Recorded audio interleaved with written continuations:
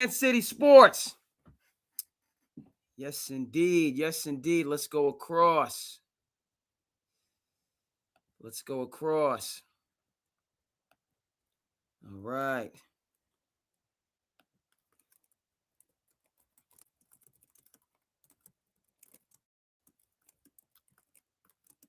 Yes.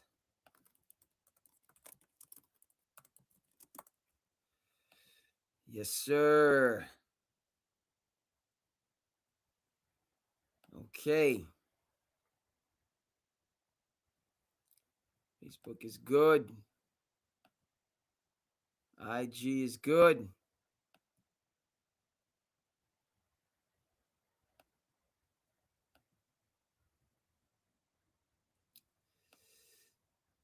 Twitter is good. How we doing on YouTube? Make sure that we. Yes, sir.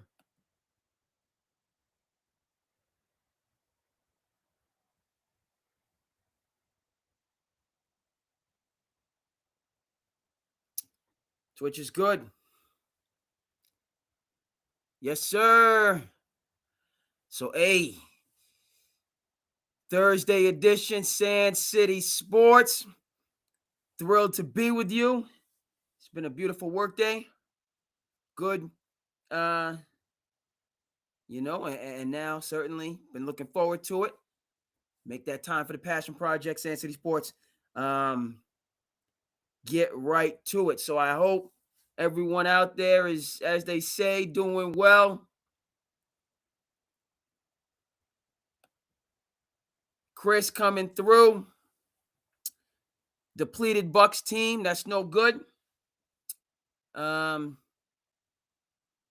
time the Celtics, they got the young ones led by Anthony Simons. You know what I mean? So they're learning to fly. Shout out to Tom Petty, right? But they ain't got wings. Coming down, learning to fly. Hey, but I ain't got wings. Right? That Tom Petty, they're learning. They're learning. That's what happens when you trade away a Drew Holiday, a leader, a gold medalist, a champion. Okay? I've been on this. I'm not getting off of this. I'll keep coming back to this. I like the upstart, okay, Garza, Jordan Walsh, and all the young, okay. But that's not championship grade. That's Tommy Point grade. Okay? That's good. Yes, Jordan Walsh. Keep him. You can grow with him. Good, wonderful. But it takes time to learn how to win. That's my rejoinder. You look at the Bucks. Yes, depleted, and Giannis 1 foot out the door, so on and forth. Doc Rivers knows his business. He's going to have a culture established. Doesn't matter. Obviously, you need Giannis, but we're talking. Giannis is out. JT is out. The Celtics, they still got JB. They still got White. Other young folks. You shouldn't be losing if you have Jaylen Brown and Derek White. You shouldn't be losing to a team without Giannis Antetokounmpo. Okay, but at the same time, they get hot. They're making threes. JB, almost called Derek White Darkwing Duck. Y'all might not remember Darkwing. Okay, let's get dangerous. Okay, Chris, appreciate the energy you're bringing relative, right, to the Celtics, and we'll get the imagery on the we'll get the imagery on the board soon. We got to do our introduction. Appreciate the energy. My bro, I reached out to him, but he's busy man doing a lot, especially during the holidays. Maybe he'll be able to jump on. But I'm off the bandwagon as far as Celtics. I'm off it. So win the NBA Cup, Bill, but I'm off. I'm off. Okay, same thing. Like I got 1 foot on in turn, like my Knicks.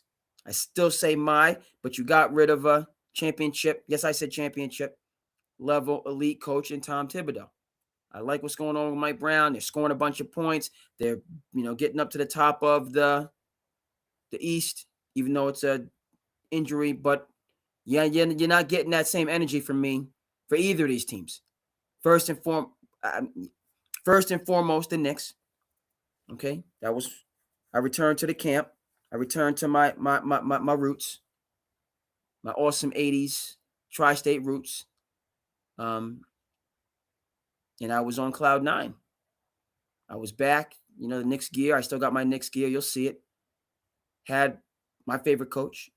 No two ways about it. Tom Thibodeau, the pride of Salem State. We're going to get Tibbs on the screen for the people so that they can see what the heck I'm talking about.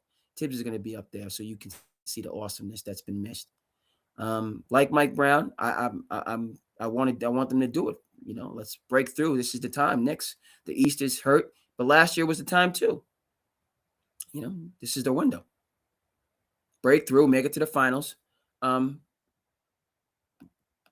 another thing we'll get into. People are talking like the Oklahoma City Thunder are a dynasty, right? Oklahoma City's got a movement going on. I'm all for them clobbering teams. There's nothing more. There's nothing that I like more than a 40-piece. Shout out to Leo Papillo. Shout out to BABC. Okay, Commonwealth legend. It's not who we play, it's how we play. That's Leo Papillo. That's BABC. We'll get it for you on the screen. I know it's just an intro, but we're already, you know what I mean? We'll get it. Not who you play, it's how you play. Speaking of which, your boy is going to be refereeing tomorrow. They called me in. I was supposed to have the day off, but reffing, it was an open day. I was like, okay, I'm a hooper, so I'm going to go catch a game. I was going to go catch a Friday Night Lights. Yeah, I know that's football, but I was ready to catch some Friday Night Lights and get that good energy. But then they called me in, so I got to go. I'm reffing tomorrow. I'm going to be in the City of Champions. So I don't know if SandCity is going to be able, because even though it's a 5:30 start, so it's a 5:30 start. So even though I'm in City of Champions, I get out of there at 6:37. It's about an hour to get back to Tourist Town, an hour and change. It's 8:30, so there's a chance I could, if the energy is right, we'll be back tomorrow. Be back.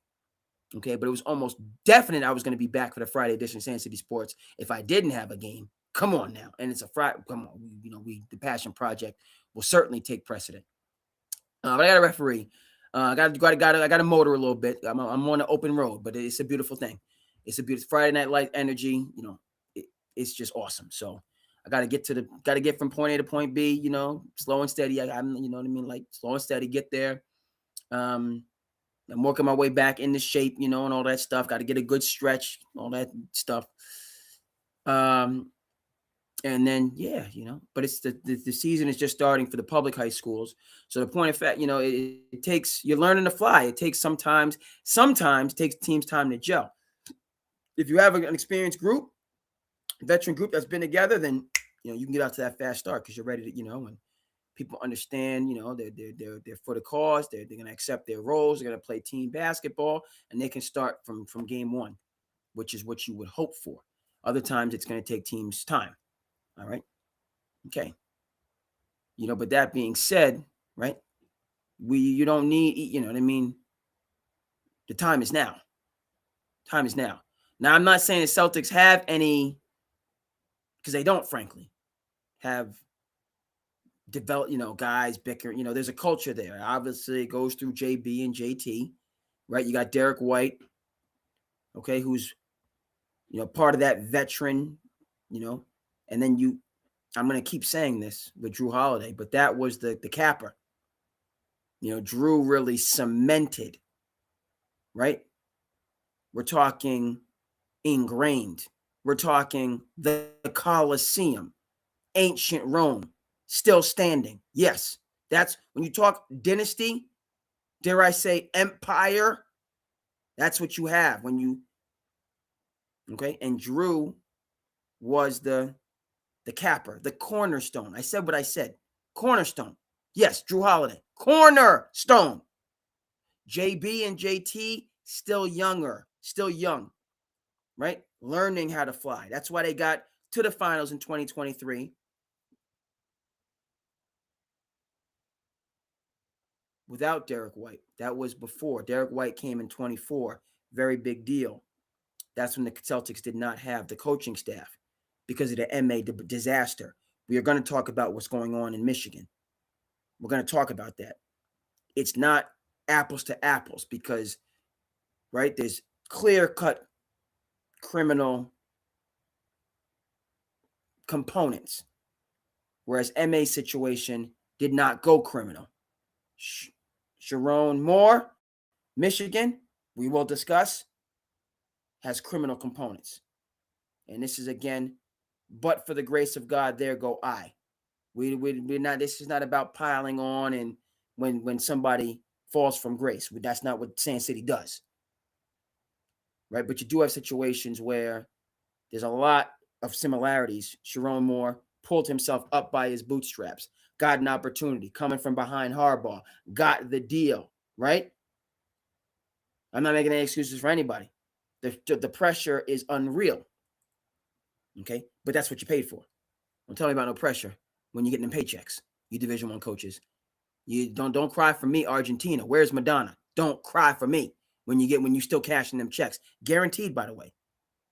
College coaches sign them guaranteed deals.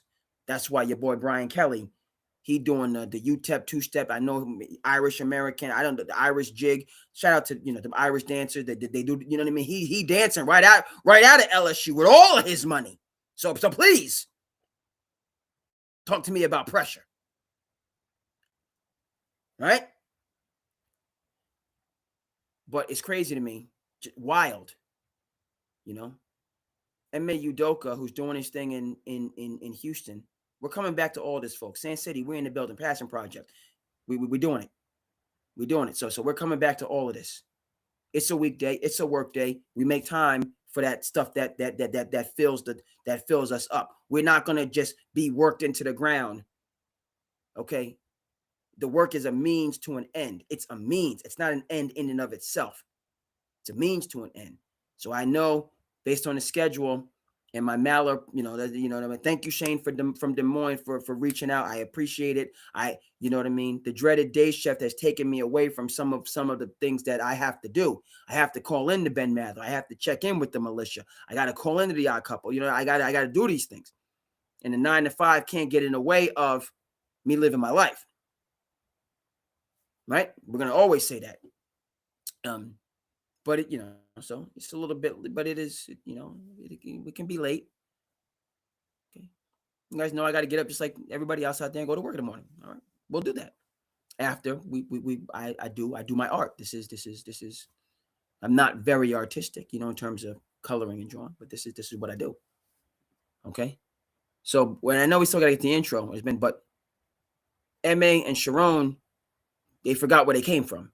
Period. End of story. That's just step one. Neither one of them is the golden child. Neither one of them has a last name or those connections with, right, to just get them, you know what I mean? No. They had to grind.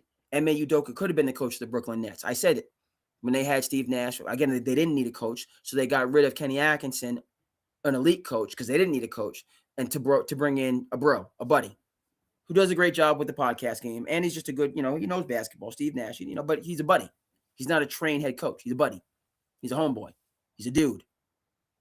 All of which are important in terms of, just guys feeling comfortable. But at the same, you need strategy. You need execution. You need people. You need a leader.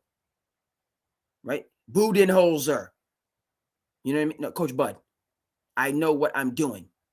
So I might not be your homeboy. I might not, know all the, do handshakes and all of it. I don't know the handshakes. I'm not, okay? But I know how to run a team. Signetti. I'm not, but Google that man. What does he do? He wins, okay? There's a difference. Right? MA and Sharon, they had to grind step by step. Back to MA, he could have coached that team, but he took the job as the lead assistant for defense. That coaching staff was loaded. Too bad, certain people from West Orange who are doing better now in Dallas had to lead, went off the reservation. But that team was loaded talent-wise, and that team was loaded brain power-wise. Steve Nash, figurehead, but a good dude. Mike D'Antoni to run the offense, Ime Udoka to run the defense, Jacques Vaughn to just be there and to help out. That's 3 head coaches that they had on that roster. The big toe year. Okay, but Ime could have led the team. He could have coached. Mike D'Antoni could have coached. Jacques Vaughn could have coached. They all had more experience and were better coached than Steve Nash. What does that have to do with anything? Ime had to wait his doggone turn. He got his opportunity, came to Boston. What did he do? Took the Celtics to the finals. It was rolling. Then we have the situation in terms of how you're treating people. Okay? We don't know what happened, what didn't happen. You're innocent until proven guilty. But what I do know is that you're treating people in a way you shouldn't be treating them. I know that as somebody who was once a subordinate. I know that. Right? Shout out to the great people that I get to work with. You learn every day, learning from the Utes, the best and brightest, and then you just learn from the people you're around. The sociology is crazy in education. It's a beautiful thing. Hard, but beautiful. What I say, people don't care how much you know until they know how much you care. I borrowed that. I ain't got no problem. They don't know. They don't care how much you know. I don't care what degrees you have until they know how much you care. All right. So long intro. We're going to get to what's going on in Michigan. I connected it to what happened here in Boston. That's where I start. Folks lost their way. Folks that didn't have a silver spoon in their mouth got caught up, lost in the sauce. We shall discuss. Chris, bringing the energy. Woo! This young boy, Jason Crow Jr. Go ahead and look that up. Yeah, he played for the Soldiers. Yeah, he played for the Soldiers. One of these prep, believe he was a point guard, played with Tynan Stokes. If I'm not mistaken, we'll get the Utes up there. Yeah. So they had a movement. Tynan is, I believe, number 1. We'll see Jason at the, he's a burger boy. We're going to see him at the McDonald's game. Love to see it. Love to see it and how he's going, what his next steps are. It's crazy right now. It's crazy. We'll discuss. We got some clips, Calipari, you know what I mean, in terms of the state of college sports. We'll get into that. Just the culture. That's one part of it. The other part of it is when all these teams tanking, they know that this NBA draft class, we got strength on strength. Because VJ Edgecombe is balling. He's doing it for the city of brotherly love. He's balling. Cooper is balling. He is balling, even though Dallas is a dumpster fire, but he's balling. Dylan Harper, y'all must have forgot. Go ahead and check out Ron Harper, who actually knows my family, knows my pops. Played, you know what I mean? Because we from the tri-state area. So the Harpers are from the great state of New Jersey. So Dylan, he's right. He's been ready. When you're the younger, right? Because Ron, his dad's an NBA player, NBA champion. His brother's an NBA player. So he's just getting that greatness. He's just learning and getting it earlier and earlier. So Dylan is doing his thing. San Antonio is quite dangerous. We've been saying that. All right. They got the Fantastic Four. Keep them together. Forget this second apron stupidity. I'm not taking that back. Much respect as I have from Adam Silver and the NBA, the global brand it is. All the rest of that second apron is unnecessary. We didn't need it. Keep the luxury tax. You go into the luxury tax. You compete for championships. Okay, you get the extra revenue going deep into the playoffs to offset that. Okay, you get it all back when you sell a team. As Mark Cuban said, we don't need to be breaking up these teams that are built correctly, and San Antonio is one of them. With De'Aaron Fox coming back to do it for the land from TX, back in the Lone Star State, drafted well, Stephen Castle out of UConn, the Hurley tradition, Miracle of St. Anthony's, and you got some more New Jersey. You got more Jersey when Dylan Harper comes in. So those 4 right there, and of course we're talking about Wemby. All right, San Antonio's built to last. All right, built to last. Oklahoma City is clobbering teams. Love it. But they're not I hope they win 74, 75 games. The second season is a whole different ball of wax. Okay. This is not a coronation. This is not 72-10. Don't mean a thing without the ring. Oklahoma City's gonna be tested. Them folks in Denver are chomping at the bit. Go ahead and win 70, whatever it is. Joker showed last year, and this is a different team, so that but Joker showed last year. I don't care who you got in your team. I'm the best player on the planet. Y'all can't do nothing with me. This series is going 7. Just and Denver's better. Oklahoma City's better than Denver, but Denver's better than they were last year. So that series, so they're waiting for O.K.C. The Lakers, less talent. They're just less talented. They're not as together. LeBron, you know what I mean, doing his whole side. And it's crazy we say sideshow for LeBron James because obviously LeBron James is top 3, 2, 1, whatever all time. But he's Father Time's undefeated. So Luka Doncic, 26, 27. He's the epicenter. They're playing tremendously well without LeBron. If LeBron came through and wanted to be a great teammate, i.e. Drew Holiday, okay, then they would be in the conversation as well. Not as talented overall, pound for pound. I'm not going to, Denver's more talented. Houston's more talented. The Van Fleet loss hurts, but they're just more talented. The Lakers are not top to bottom as talented, but in terms of strength versus strength, like starting lineup, like Luka Doncic, you can't hold me. Just nothing you can do. I don't care, right? So Luka's going to cook. LeBron is still LeBron. He's not going to give you 7 whole games, but he give you a good 3, 4 of LeBron. Okay, Austin Reeves, Connect, I'll believe it when I see it. That it's nice now, regular season, no pressure, but Jordan Farmar was good for the Lakers too, right? And Boris Diaw was good for the Suns. Okay, so Austin Reeves, that's who I'm comparing you to. Yes, I said it. You're not. Austin Reeves is not, and this is even crazy that I even have to mention this. And I know we're going to get to the intro, and then we are going to get some of this imagery up because I have been talking for 20 minutes, but it is what it is. Austin Reeves is not TMC, right? When you got Tim Hardaway, that M, that Mitch Richmond, that C, that Chris Mullin. It's almost disrespectful to even mention Chris Mullin and Austin Reeves or in the same breath based on who Chris Mullin is. Not just a dream teamer, but go all the way back to BK and St. John's. Okay, right, Reeves, but he's a worker. He competes defensively, so that's my pushback. He's not a lockdown defender, right? As the Lakers have had in years past. He's not a Trevor Ariza, if we remember those Lakers teams. By the way, Trevor Ariza, who was the guy drafted by Isaiah Thomas, shout out to the Shy, shout out to Hoop Dreams. He's a dude, right? Luke Walton on those Lakers teams, remember, he was a starting. This is after the Celtics beat, but they didn't have Andrew Bynum in 08, but they also got Mad Dog. But Luke Walton was starting the next year, and he goes to Phil Jackson and says, hey, maybe I'm better off the bench. Speaking of culture and chemistry. My high school kids out there, right? Right? Mastering your role, as Draymond Green has said, great clip. Master your role, and then we'll go from there. Talking about who should be starting, who shouldn't be starting, what I did. Master your role first. Okay? Then talk to me about what you deserve. Master your role first.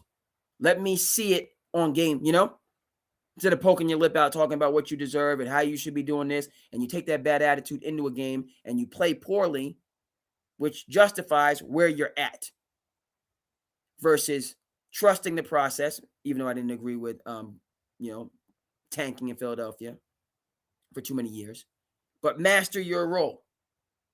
Good teammate, great practice player, consistent improvement, so that when game day comes around and you might be coming off the bench, but when you get in the game, what do we see? We say, who's that? They're balling. Maybe they should be starting. They certainly mastered their role off the bench, and you can continue to do that. If you continue to master the role that you have possibly off the bench and continue to play, then you will be starting because you're outplaying the competition. But you poke your lip out, bad attitude, bad tape, poor possessions in a game situation, which is his own separate crying shame, and that you should be coming off the bench. All the way back to Austin Reeves, right? He's not that type of dude. He's a good teammate. He's a worker. That's how he's built up. That's why he's Austin Reeves. Out of Nebraska, undrafted, he's a grinder. So, yes, he's not a Trevor Ariza. He's not, right, an Iguodala, right? dare I say, a Ron Artest, who came on, like, right? Artest came onto those Lakers team after they got it cooking. But it started with Luke Walton, and then him being a great teammate, giving the nod to Trevor Ariza, supporting Trevor Ariza because he was the better overall player.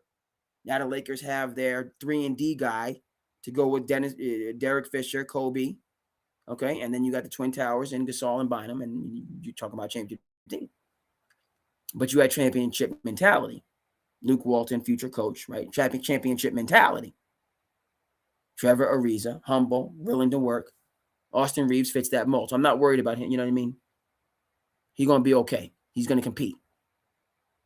Okay, he's not, you know what I mean? He's not going to all of a sudden become a Ben, I got to mention his name, Ben Simmons, even though he doesn't like basketball, which drives me up a wall. But like, he's not like a 5-star, he's not a physical specimen that can become just an elite, like the better reference is, forget Ben Simmons, forget him, is Amen Thompson.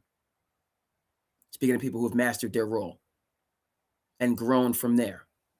Amen Thompson, under the leadership of M.A., great defensive coach, creative, right? Amen. You're going to come in, you're going to master your role first. You're going to be a tremendous defender, and then we're going to grow it out from there. That's why he's being talked about as a rising star. Not because he could have went in and pouted, oh, I'm not getting shots, and because they got all these young, talented players, and Sangoon is getting touches, and Jabari Smith is getting touches, and Van Fleet is getting touches, and Jalen Green's getting touches, but I'm not getting my touches, and I'm a top. He could have went the big baby route. He could have went that route. Or he could have, trusted the process, trusted the coaching, accepted the coaching, mastered his role, which he's done. Okay, as just this defensive, juggernaut. And then now, because obviously he can score. He can, score in different ways. He's more of a slasher, mid-range guy than a three-point shooter. But, masters the one thing, adds the other things, and he's on his way. He's on his way. Okay, but he had it up there.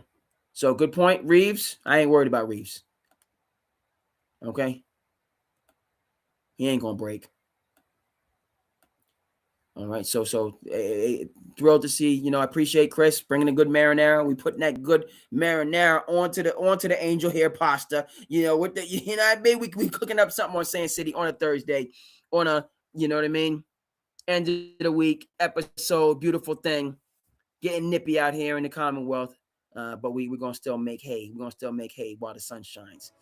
So 27 minutes in. Where's your boy at? Hey! To the business! SandCity, your boy.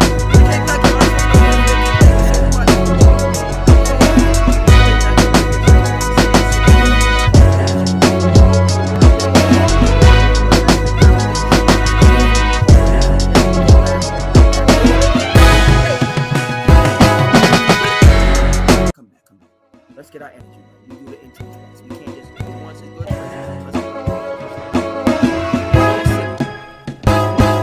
Go.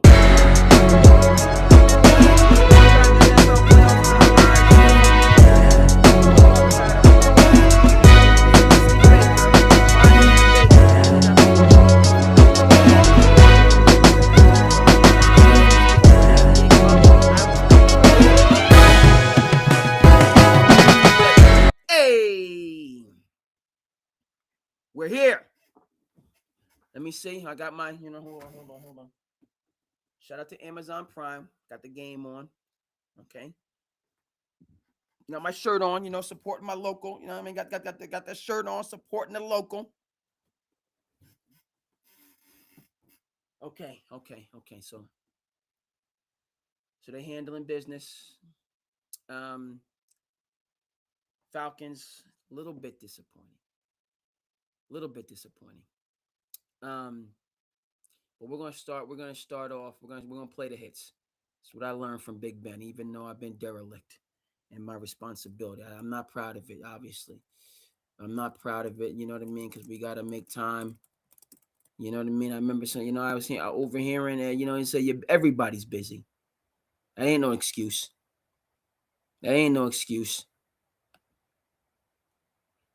I don't know if we played it just yet, but I got a good clip of a one Mr. Tom Edward Patrick Brady III. He said, "Bump your tired body." I ain't trying to hear that. That's what Tom Brady was saying. He said, "Bump your tired body. We got to get out. You got to get out there and get it done. You got to make time." That put a little bit of wind in my sails.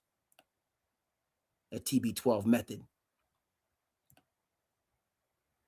That consistency.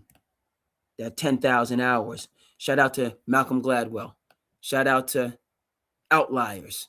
You put your 10,000 hours in. You got your lip poked out, complaining. That's how I used to be. Frankly, I still am about a lot of things. Lip poked out, blaming other people, blaming society. You know what I mean? That morning commute to get that out your system. Who is you? Who is you? Right? Folks out there on your morning commute, being a part of the herd. Shout out to Colin Cowherd. Shout out to Jason McIntyre. Okay? On your morning commute, yeah? What makes you special? We all out here on this grind to go out there and get it. What makes you special? Okay, you got to go out there, put your pants on one leg at a time and go get it like everybody else. Yes, sir. So Baker Mayfield, you know what I mean? Put respect on his name in terms of how he's continued to bounce back and grind out and find his opportunities, right? So let's discuss. Let's start in the NFL. We got a lot to get to. Tremendous amount to get to. Okay, but are we still afraid? I said afraid of the Buccaneers. Are they still a team to be reckoned with in the NFL, right? Injuries. Okay, Mike Evans is back. They're starting to get some of the offensive pieces back into the mix. Obviously have culture. Todd Bowles, Bruce Arians. They have culture. Okay, let's see where they're at. Tied at 7-6. Carolina Panthers, who I don't mess with them. I'm still upset about Steve Wilkes. But I'm glad, Bryce Young. I'm glad for him, and you know what I mean? But they have the head-to-head with the Panthers. 3 games left, minus tonight, for the divisional lead in the AFC South. Okay. Right? Because they got to win the division and not getting in unless they win the division. Right? NFC West. Rams 10-3. Shout out to Sean McVay. Seahawks hanging in there. Winners of 3 straight, 10-3. Didn't see that coming. Minnesota gave up Darnold, looking foolish. And the 49ers, winners of 3 straight at 9-4. So it looks like all 3 of those teams are getting in. Okay, so that's where you're going to see the Eagles are over here messing around. Okay, but let's come back to the Bucs. Eagles are messing around, just being a game ahead of the Cowboys in the loss column, right? Packers and Bears battling it out. The Lions right there, doggone it. It's getting close. It's getting close. Lions falling off the pace at 8-5, doggone it. So it's getting, you know what I mean? What do we say in the 90s? We say it's getting kind of crazy. It's getting. Or was it crazy? Is it hectic? It's getting kind of hectic. It's getting, you know what I mean? That remind me that was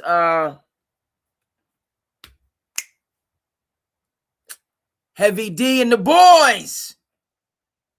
What? That Heavy D and the boys.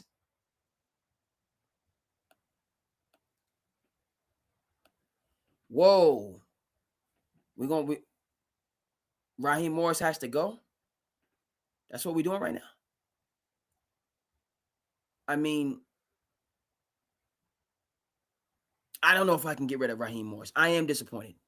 I was team Falcons just like I was team Bucks. I'm a little bit disappointed Penix, right, is first year, so that's going to take time. But we're not making excuses. They have all these weapons. They got Bijan. They got Pitts, at the tight end. London. They got, they have weapons. And they made the move to go to Penix for the future. First cousins, serviceable, but not the future. I can't get rid of Raheem Morris, and Chris certainly jump in on this in terms of,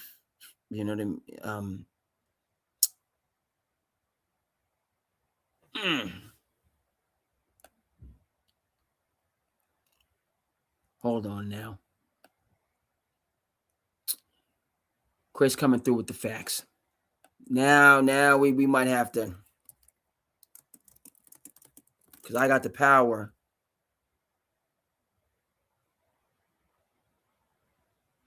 Right.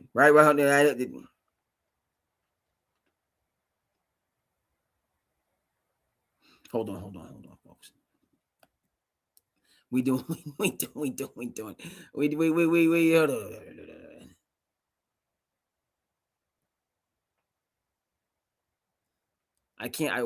can't bring that up and not provide it for the people. All right, this is educational, folks. It's educational right now. Chris,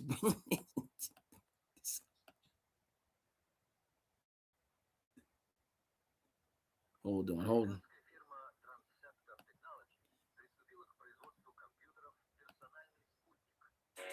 You understand what I'm saying right now?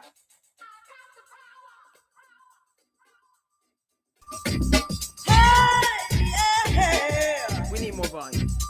Like the gun of the whip, I snap, attack, front to back, in this thing called rap.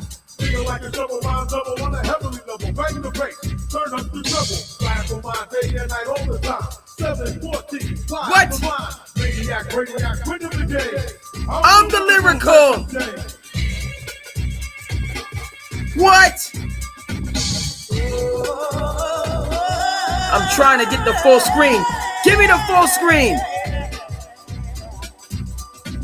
The full screen. What are we doing here? It's getting kind of hectic. No, she said heavy right there. That's heavy. But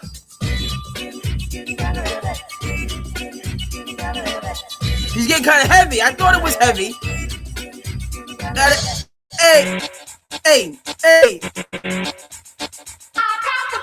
Was this not like the middle school? Yeah, forget that. Elementary school. When we was out there in elementary school before we had the high shorts. We didn't have no low shorts just yet. I mean, this is the Wonder Years. Where's Kevin Arnold at? Right?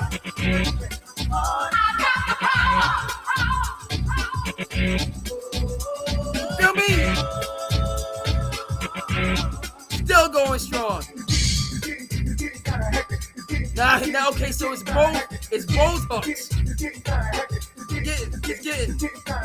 Quality, I possess, don't stay on fresh, with my voice goes through the rest of the microphone. Beholding. So they all.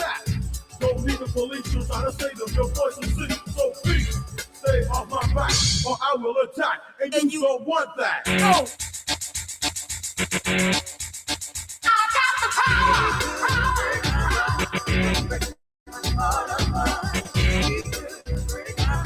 This is educational. Are you my youngins? Are you understanding the awesome '80s? How we're coming to the '90s? Can you just take some of this in? Right? You youngins, 6'7", 6'7". Get some education right now. Talking about some 6'7". Get this snap. Talking about. Hey.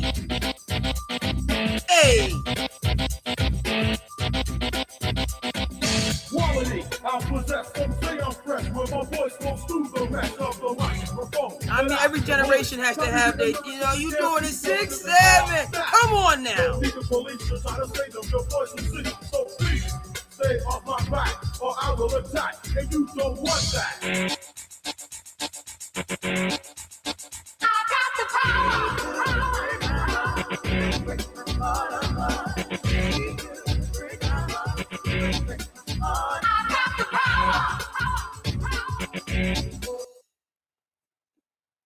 talking about over here. I appreciate. I said heavy D. I was wrong. Chris was right.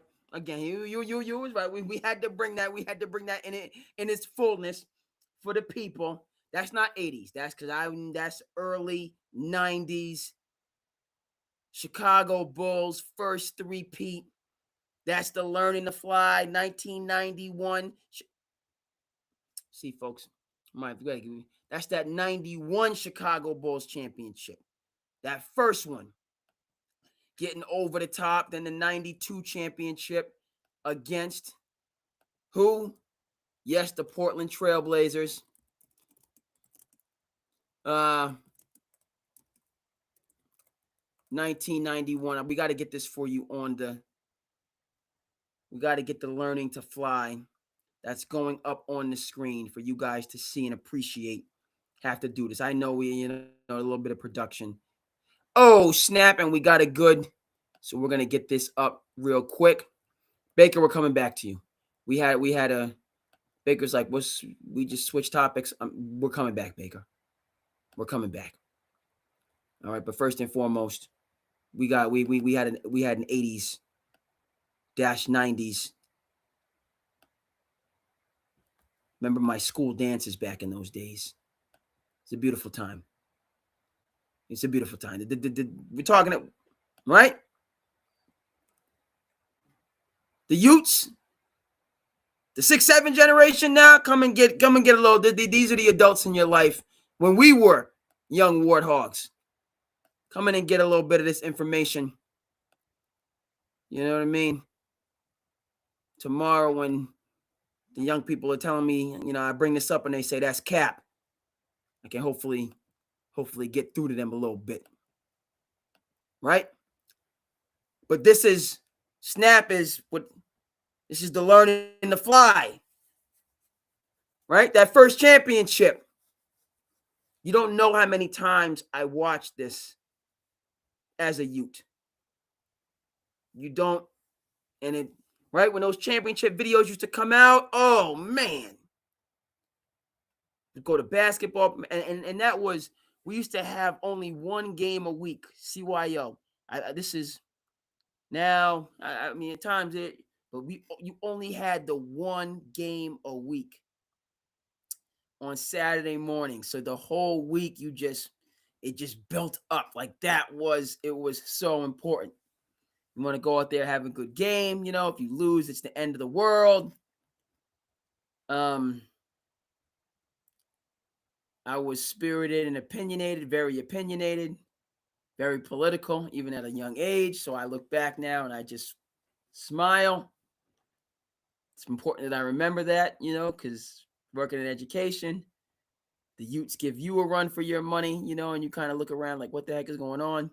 But years ago, I was the same way, maybe even a little bit more concerted than the Utes today. But man, my childhood years, going to basketball camp, it was a beautiful thing. So anyway, people are like, what the heck's going on? Well, this is, get off my back or I will attack. And you don't want that. This is that generation. Okay, that first champion. This is the beginning, right? Michael Jordan, once upon a time, couldn't win the big one. And he was all about the individual accolades, but he wasn't a winner until he was a winner. And also what this is clearly evidencing, folks, which is is that Magic Johnson had plenty of years left in the tank. Okay, this is the championship before, the diagnosis, his HIV diagnosis was like in the summer, because obviously he plays in the championship, and right, it was a different time. We didn't have the science. He didn't need to retire, and people all sorts of things, speculation, yada yada yada. But we lost 4 or 5 years. Magic had at least 4 or 5 years left in the tank, mid-90s at least. Played in the Dream Team, played here, played there. So this was but even an older Magic, as times had changed, was able to get the Lake. I mean, there was no end in sight. Can you right? If Magic had just continued to play, not that the Trailblazers, it was their time. The Trailblazers into the next year, and then, there was some, Charles goes to the West, so the Suns, and then clearly the Rockets. So nothing was guaranteed, but it's a crying shame looking back that we didn't have four or 5 more years of Magic Johnson playing at a very high level, right? Because Kareem played 20 years. I have the best job on the planet. Why would I quit? Load management people out there, you don't want to show up to work. You don't want to. You don't. Your job is to dribble a basketball. You can't show up to work because there's too much drama going on in your DMs, and somebody was mean to you in the metasphere, so you can't show up to work to do the best job in the world for 3 or 4 hours. You fly on luxury planes. You're not sitting coach. That's to start with. Luxury planes. Like you're literally. You lay back on these comforters and stuff like that, like you're floating in a cloud. Okay, 18 coaches on a team. Your back hurts. Your side hurts. They got all this science. You're eating all the best food, but you can't show up to work because somebody disrespected you on Instagram. You got 50,000 likes, and 4 people called you out your name. So now you're triggered, and you can't go to work. Meanwhile, Kareem's out there playing 20 doggone seasons. Robert Parrish, 20 plus seasons. But you can't even show up. Don't get me started. All right. Shout out to, again. And this, back to what I was saying. Celtics, and y'all not learning to fly championship mode. Okay, y'all learning to fly playing mode. That's what the Celtics are. They ain't no championship mode. They ain't playing mode. That's what they doing. Because they wanted to give away Drew Holiday and break up a dynasty. That's what the Celtics are doing. Oh, Jordan. I mean, I'm not. I might seem. There seems a little bit of. Y'all can see I feel some type of way about it, but I do feel some type of a way because it is. I don't know why you would step down off Mount Olympus if you didn't have to. Talking about the second apron or whatever the heck you're talking about. You're talking just straight nonsense to me. I don't buy any of it. The Knicks, and I keep saying this, the second apron is unnecessary in basketball. I'm not an economist. I'm not a financier. I just don't, just bottom line, I don't think what you needed to change, what was working. We have competitive balance. We have smaller market. The Oklahoma City won the NBA championship. They would have won a championship without the second apron. So what are we doing? What are we doing? But in this second apron era, teams, i.e. my Knicks, you guys take less. You have to take less to keep teams together. And then, obviously there was some shady deals going on, outside of the salary cap that have been swept under the rug. We're not going to talk about that, even though we need to be talking about that, and gambling, right? So those things are in the mix. 2 different things completely, but talking about some financial hocus pocus stuff. But beyond that, you take less, you win, and you get it back in terms of, when you're a winner, right? Julian Edelman, Wes Welker, Rob Gronkowski, like there's a difference there between those, and that's part of the Hall of Fame debate that people get into. It's like, oh, this person's a Hall of Famer, that person's a Hall of Famer. Julian Edelman, Wes Welker, is Rob Gronkowski a Hall of Famer? Yes. So that's what the Hall of Fame means. Okay, Lou Merlone, WEEI here in the Commonwealth. If it takes you more than 3 seconds to think about it, they're not a Hall of Famer. Okay, that's a little bit, again, it's kind of, you hurt my feelings. There's a difference between being a great player and having a great career, right? You're in your college Hall of Fame. Obviously, you're going to be in your high school Hall of Fame, and maybe you want some change. But everyone's not a Hall of Famer. Everyone is not a Hall of Famer. It's not a Lifetime Achievement Award. It's not a Hall of Friends. It's the Hall of Fame. Right? Rob Gronkowski, yes. Julian Edelman, Wes Welker, no. Period. Oh, well, I never played sports at a high level, and, but that's not what we're talking about. The conversation about greatness is not relative to who was actually a great athlete. It's what constitutes greatness. That's the conversation. Okay, Magic, Michael, yes. Horace, well, and Vladi, who, by the way, is in the Basketball Hall of Fame. Nothing against Vladi. Never mind, he didn't draft Luka Doncic. But nothing, like, Vladi's great. He's a great ambassador for the game. He's not a Hall of Famer. And it's not even close. Okay, the basketball has a Hall of Friends. Yeah, it's the basketball. It's not the NBA still. The NBA, they just let every and anybody in. You make 3-4 All-Star games. You're a good person, and you give something to charity. You can go to the Hall of Fame. No. Baseball gets it right. Okay. Recently, I think Jeff Kent just got in, like, the contemporary committee, which is like so baseball, like, after it's been some time, you can, and Rob Parker and others push back on this. I myself as well. Not that I don't push back on the veterans committee that they have, but if it takes you 10 times to get in the Hall of Fame, like, are you a real, like, are you a Hall of Famer? Now, maybe you could have slipped through the cracks 10 times. But there's some questions marks. There's some question marks there. There are. Because it's a difficult thing, and this is a different Hall of Fame conversation. I know we're looking at learning to fly. But it's difficult, and then it's not difficult. Okay? It's not a lifetime achievement award. It's not like what every good or, very good athlete is entitled to when they get into their twilight years to go into the Hall of Fame. The entitlement that you have is that you actually were a professional athlete and did some things. Maybe you won a championship. Maybe you made a couple All-Star games. You obviously made a lot of money. So that's your reward. The Hall of Fame is not like the last stop on the road for the decent to good athletes who were good people and good citizens. And so therefore, no, it's the Hall of Fame. It's the place for, in terms of basketball, Oscar Robertson.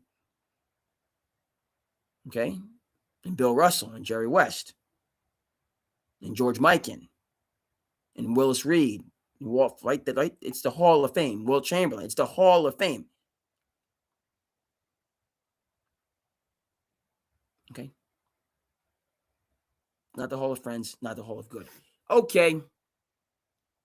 We'll dive into that. It's a whole different. We're looking at learning the fly, but I'm talking about the Hall of Fame. But you get what I'm saying, because you see 2 clear-cut Hall of Famers, 3 here if you want to include Phil. Throw James Worthy in the mix as well, and that's about it. Rest are good players on championship teams. Baker got shortchanged, so we're gonna go back to Baker, and then we'll rock and roll a lot, guys. We got some culture to get into tonight. We're getting into the culture. We're gonna do some culture things. We're gonna talk about some cinematic classics, some of the best. And that's a little bit of a, maybe I'm learning the podcast game a little bit. I don't know. It's debatable. That point is debatable whether I'm actually learning the podcast game or not. Hold on. I just need to show the slideshow. Don't do this to me.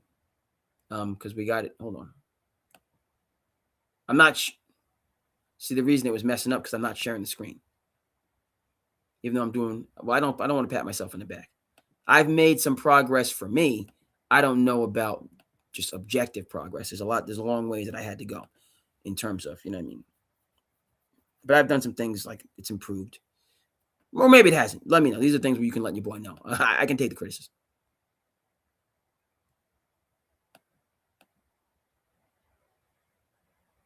Okay, we're still okay, I'm glad. Thank you for letting me know. I had to check over. Facebook let me know, hey, you played that snap, so that's copyright. You're right, Mark Zuckerberg. I ain't no contest. But I had to do what I had to do. Chris brought through the Chris gave the recognition, so we had to play that. So there's some copyright issues. It is what it is. It is what it is.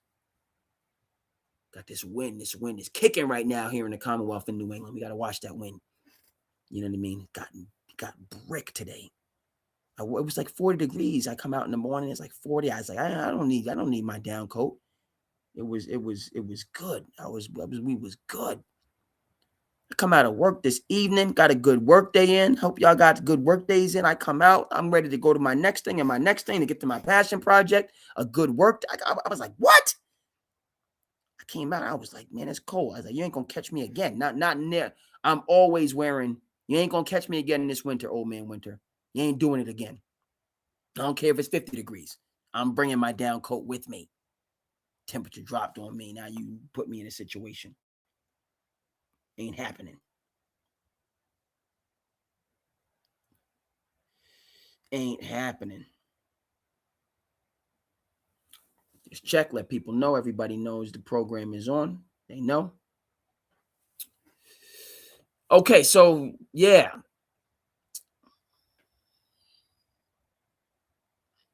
I am not getting off the Bucks bandwagon. I was rocking with them early in the season. I'm rocking with them now. Okay. Uh, they can get hot, meaning win their division, and get into the dance, and then they're gonna be there'll be a challenge in that first round. Okay. Um, they're gonna be a challenge in the first round. Are they the Rams? No, no. Are they frankly, I feel the Packers, give me, Packers are doing right, and then it's not just the Packers, also the Bears, and then this NFL playoffs, and this is where Chris is welcome to chime in here. The Rams, for somebody like me who's coming from the basketball tradition, I respect Sean McVay. Sean McVay is to me like the Eric Spoelstra of the NFL, right? Eric Spoelstra, the video assistant that kind of started, and then just a lifer that had the gift and then was put in a position, right, cultivated by Pat Riley. So McVay got he's too young, but no, he was the right guy, and he's took him to the Super Bowl and they've been good, consistent ever since. But my thing with the Rams is they don't for the fans, but that aren't deep football people like myself. Like who I know Matt Stafford. I don't really know anybody else on the team. Names that I Aaron Donald, you know what I mean? But I know they're a really good team, right? Yeah, McVay, Spoelstra. They're just elite. Heat don't believe in tanking. 8th seed going to the finals. We just gonna keep grinding, and I think that resonates with a lot of working people. Okay, some of the Wall Street types, stat people, and there is a science to tanking, here and there. Like maybe one, like the Pacers. I don't have a problem with the Pacers going essentially tanking this year because Halliburton's out. You gave away Miles Turner. They're not winning this year. Okay. Oh, see, I forgot. I forget about Devontae. I know Devontae. He's bounced around a couple places. So now, okay, now you're speaking my language. Puka Nakua. Yep. That's a name. Shout out to Mina Kimes. Shout out to the NFL coverage on ESPN. They do a great job. Marcus Spears, whose son is the best junior in the country. Son is a heck of a ball player out of TX, the Lone Star State. Right? So they got some people, and then I just feel like it's culture, it's development. Okay, just build, taking drafting these guys, coaching them up, and putting them in position to be successful. All right. So back to relative to the Buccaneers, I'm staying on the bandwagon, but then looking at it, I have to admit that right, if you have the Rams, if you have the Seahawks, if you have the doggone Packers, right? Now, first of all, the Rams. You have the Rams who have separated themselves. The Packers have been doing this. Okay, the people didn't believe in Jordan Love, and it was a mistake, and so on. But they've been doing this, the Packers. So they got some experience along with their just core talent. The Bears are new jacks, right? But Ben Johnson taking his shirt off in the locker room, if kind of a similar thing with Mike Vrabel, how he has galvanized Drake May. Ben Johnson galvanized Caleb Williams. They're dangerous. They have pieces. They have weapons. Okay, newer team, but talented. The Eagles have the Eagles. They keep punching them, slapping themselves in the face, which is concerning because after you win a championship, all the bickering stuff that should have been done, and they should be just in winning mode, like the Oklahoma City Thunder. Like we won, we know what it takes to win. We're back. The group is together. But this all in between the team stuff, and so the Eagles have taken themselves off the pace while still being defending Super Bowl champions, right? So I'm rocking with the Bucks, but I just don't see where they fit in with these teams. Have much more momentum. Seahawks have momentum. The 49ers have momentum. The Lions are scratching and clawing not to, ginormous embarrassment for them to miss the playoffs. Okay, and then you look at, the Lions, all of a sudden start looking like the Steelers. I know Mike Tomlin doesn't miss the playoffs. He makes the playoffs, right there at 500, then lose in the first round. But, and the Lions, they shouldn't make any moves. They got to stick with Dan Campbell. He's a dude. But now it puts, like they missed the playoffs this year. Like next year has got to be a year. You can't have two clunkers in a row after you had the ultimate clunker getting manhandled by Washington at home in the divisional round. That's the ultimate clunker. Okay.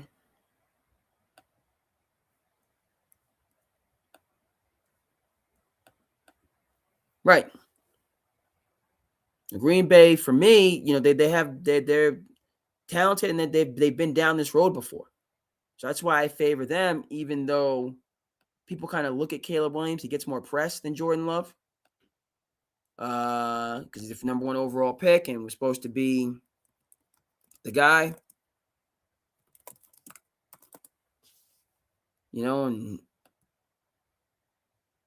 But Jordan Love, he's proven it in big games.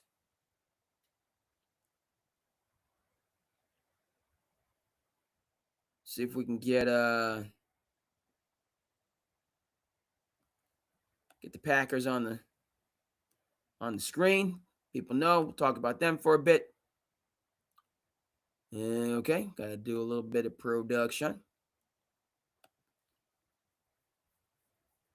So their team battling for that first round bye, give themselves some time.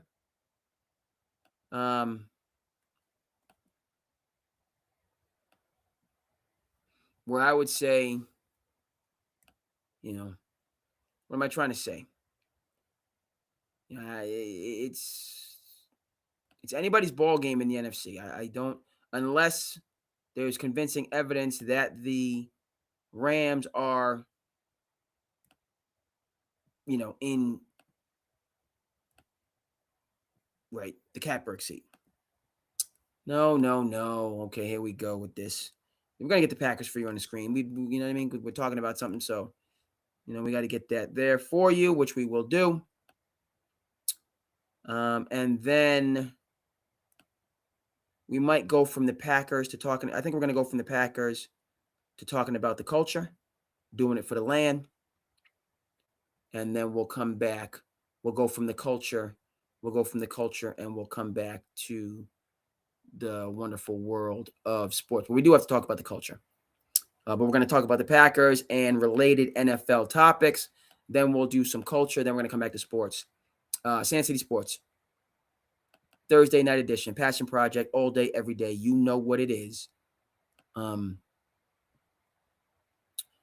in, holler. We talking sports, we talking culture, we talking 9 to 5 grind, talking day-to-day struggle. Me Casa, Su Casa, get involved, folks. Get involved.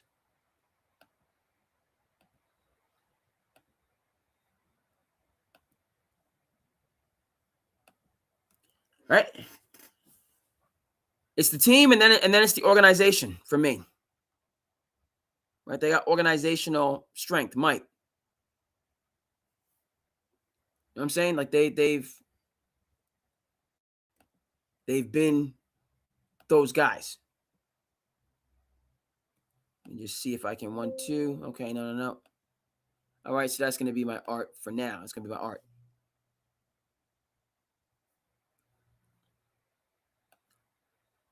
To your point, Chris, I feel like the Rams have been, these divisional games,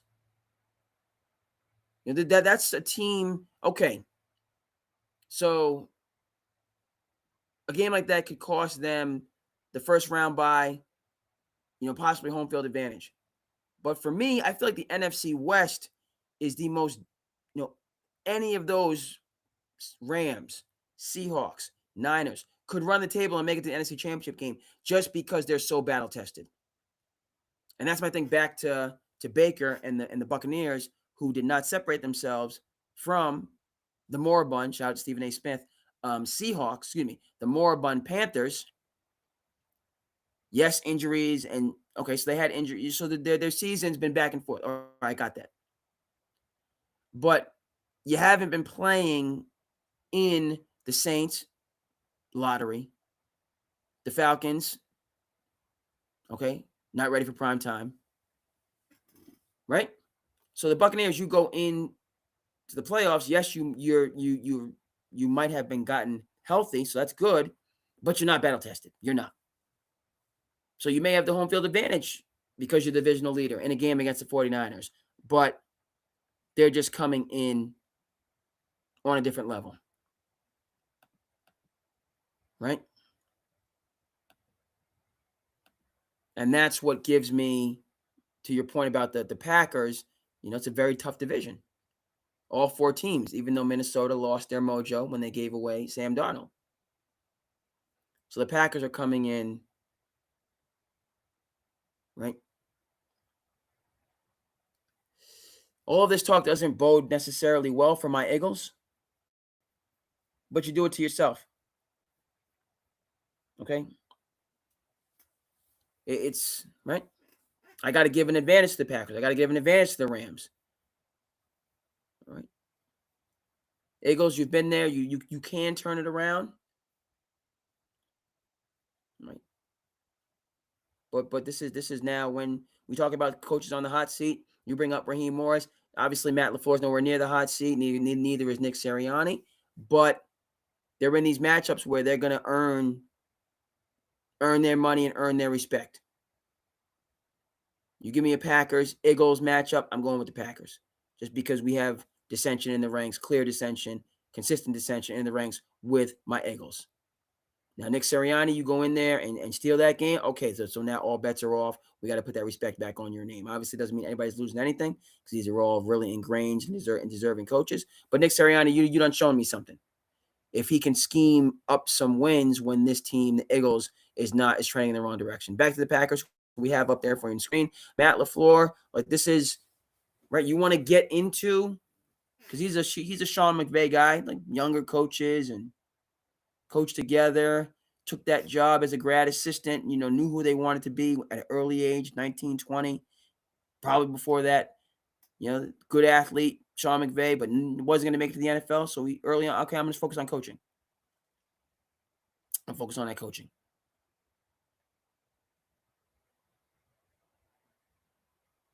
Right? So the Pack and the Rams are the most deserving teams. And then you just got a bunch of other teams, bunch meaning Detroit, right? The Eagles, who are holding on, can't let the Cowboys catch them. Okay. Detroit, the Eagles. I'm gonna put Tampa Bay in this category because they can't let the Panthers overtake them. You know, these are teams that are holding on for dear life, right? That have real stakes and something to lose. Nobody's worried that the the Falcons aren't making the playoffs because besides myself and a couple others, folks didn't have high expectations for them at all. But the Eagles mess around and miss the playoffs. The Lions mess around and miss the playoffs. Now you're talking about some angry people and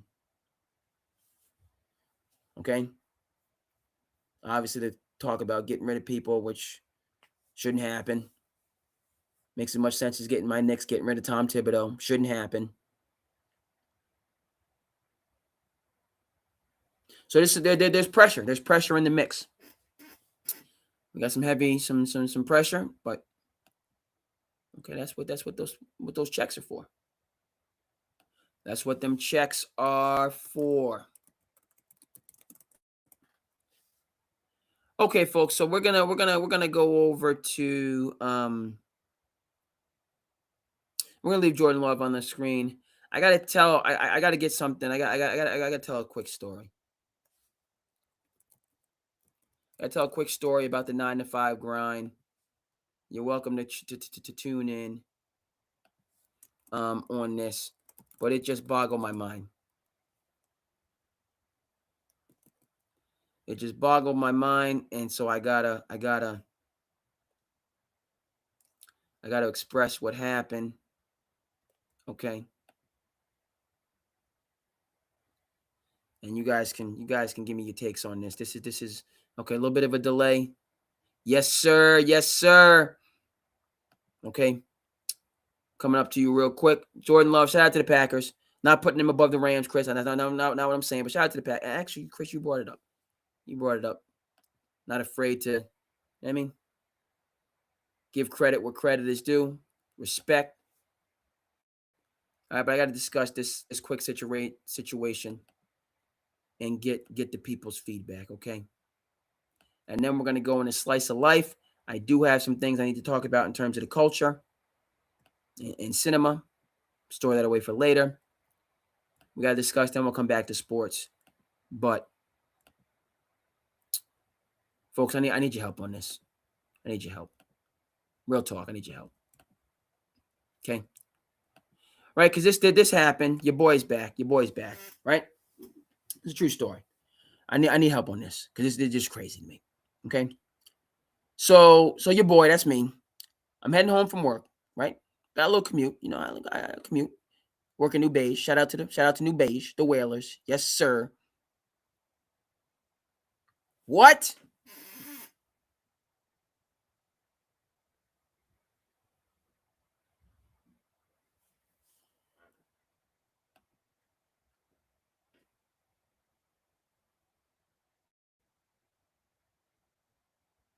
What happened to that 14-point lead? I'm over here talking and I'm not getting my right because the way the screen is set up, I couldn't see the. I'm over here talking out one side of my mouth when they go Raheem Moore. He might have heard what the chat said. He grilling. He mean mugging in the screen. Now you fall a game behind the doggone Panthers. Did I say something to put?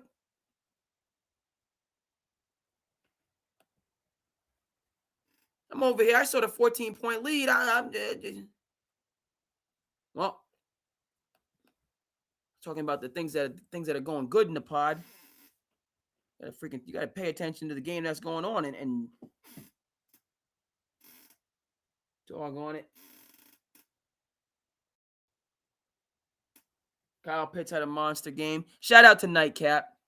I know that's going to be discussed tonight. Uncle Shannon and Chad, they're going to get on and do their thing. We don't play a hate. We congratulate around here. It's a beautiful thing. It's a beautiful thing, folks. But doggone it, teams praying together in the middle. I respect it. Okay? Gathering together, sharing the fellowship, respect it. But dog, man. Woo! So we're gonna get Baker back up. Okay. Let's check. How the heck? Oh, it's good. It's good programming. It's good programming. It's exciting.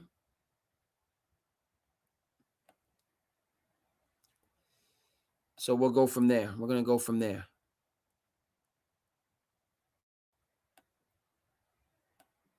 Okay, folks, this is a slice of life that I have to share with you from my life. It's just crazy. It's crazy to me. All right, but your opinions are appreciated here. So I'm on the road, right? Cruising back, cruising back after a good work day. I'm one of these folks, I gotta make sure I give myself that buffer in the morning to get there, to get ahead of the traffic. Nothing like rush hour. You know what I know. What it is, what it is. But then on the ride back, if I don't, that's when I just put it in cruise control and just I'm not sprinting. Sometimes I have to go to a ball game or have a meeting, and even in those instances, I try to give myself enough time. You don't want to be that guy, right? That's just basic, you know, organization, right? You give yourself enough time so you don't have to rush. Not good rushing, right? So, folks, this is the other night, and I'm cruising back, and I said again, cruising. Okay, I'm not in a hurry. There's not like the rush hour has kind of ended, and so this is you got some elbow room out there. And the roads are kind of wide open, and I'm cruising. All right, not to say that I'm driving Miss Daisy level. Like I'm not driving that slow, but I'm driving at or near the speed limit. And let me just point this out, make it clear. I'm in the right lane, the far right. I'm not cruising, driving Miss Daisy in the left lane when people are trying to get to where they're trying to get to. I'm not preventing anybody from getting from point A to point B because I'm driving slower in the left or middle lanes. No, your boy is over to the right. I'm over to the right, minding my business, doing my own thing. And this is what I need to express and share and get people feedback on this because I couldn't believe it. I said, I gotta. So, folks, I'm over, right? And there's 3 lanes heading back to Tourist Town. It's not the summer, it's not a holiday. Okay, so the traffic is not backed up as would be the case when people are waiting 2 and 3 and 4 hours to get over here in the summer. It's crazy. We appreciate you. We need it for the economy, but it's right. This is roads wide open, post rush hour, weekday, coming back to the Cape. Coming back. Let me say it again. Roads wide open. The roads are open, folks. Now let me get to what I got to get to. So, folks, there's this car driving behind me, tail like this. Not necessarily you, but dare I say, like tailgating me in the right lane with the roads open. First of all, what are you doing?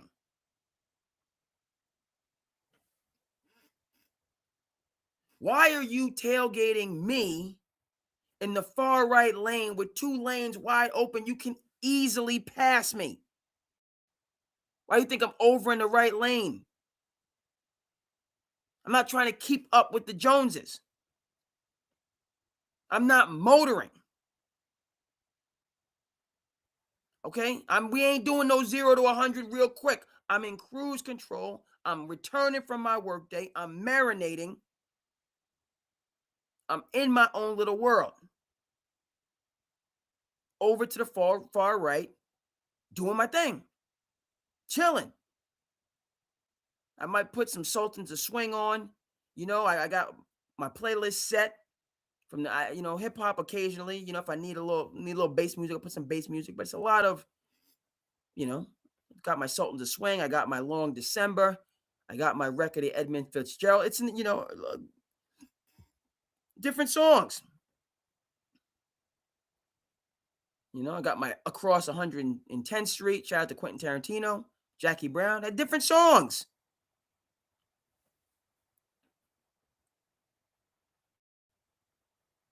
And this car, not only, folks, is driving, tailgating, just like there's, folks, this car had the nerve to flash me, put they high beams on, like boop, boop, boop. They put the high beams on, like boop, boop, boop.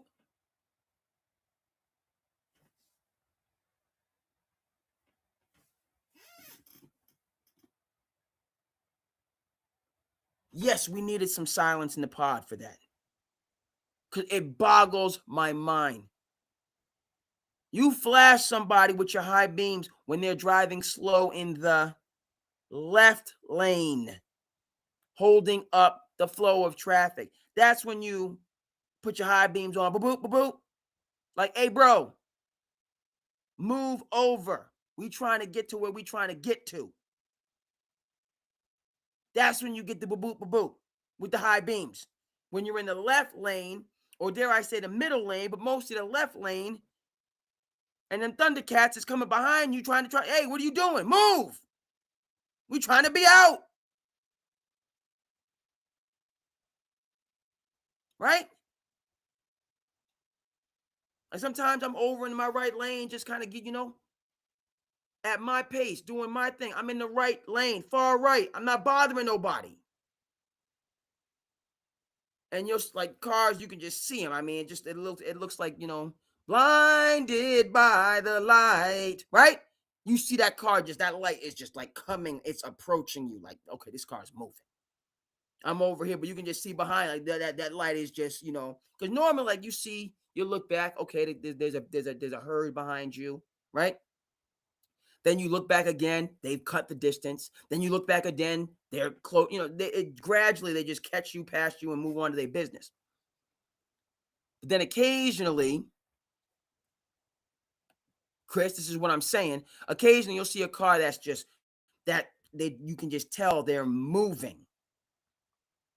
And I'm already over in the right, so that has nothing to do with me. It has nothing to do with me. And those cars that are moving, they're like they just, right, just right past you. The air, like you get that burst of wind. Right?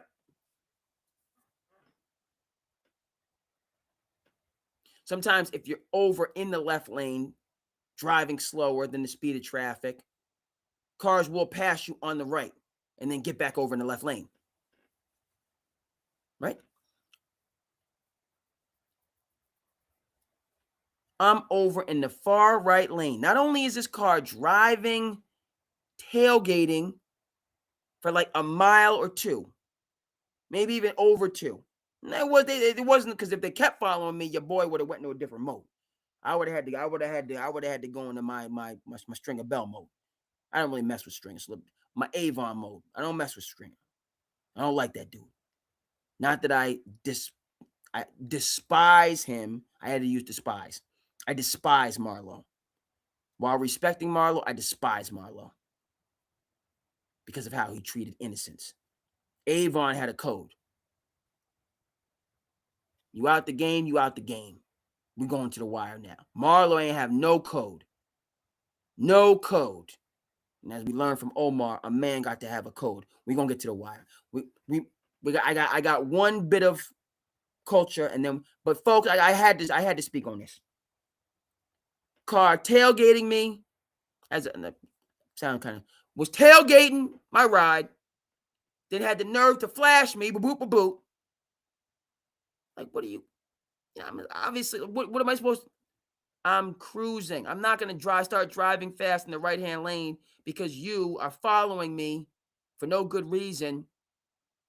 And then, like, what are you even doing? And it wasn't like I was swerving. And when you get tired, you kind of like, oh, like you're going off and we have the rumble stretch anyway. Thank you to the Massachusetts Highway Department. Got the rumble stretch. So when you start to go over,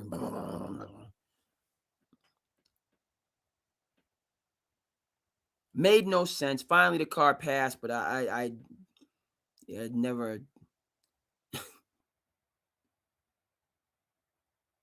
You're gonna drive slow behind a car just to be doing it, and then tell that car to drive faster when they have every right to drive the speed limit or just above in the far right hand lane.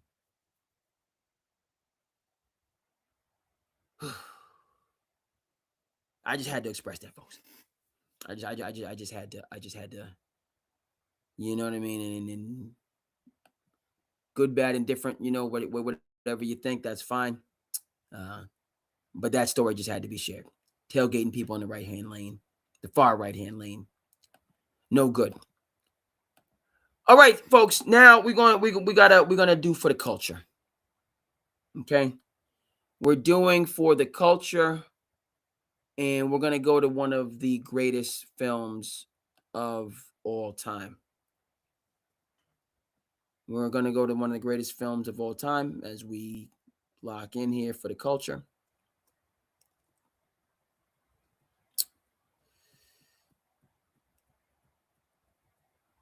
Yes, indeed.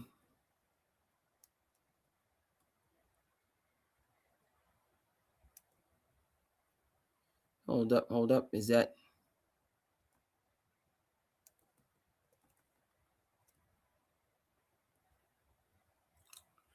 okay? So we're doing it for the culture right now, folks.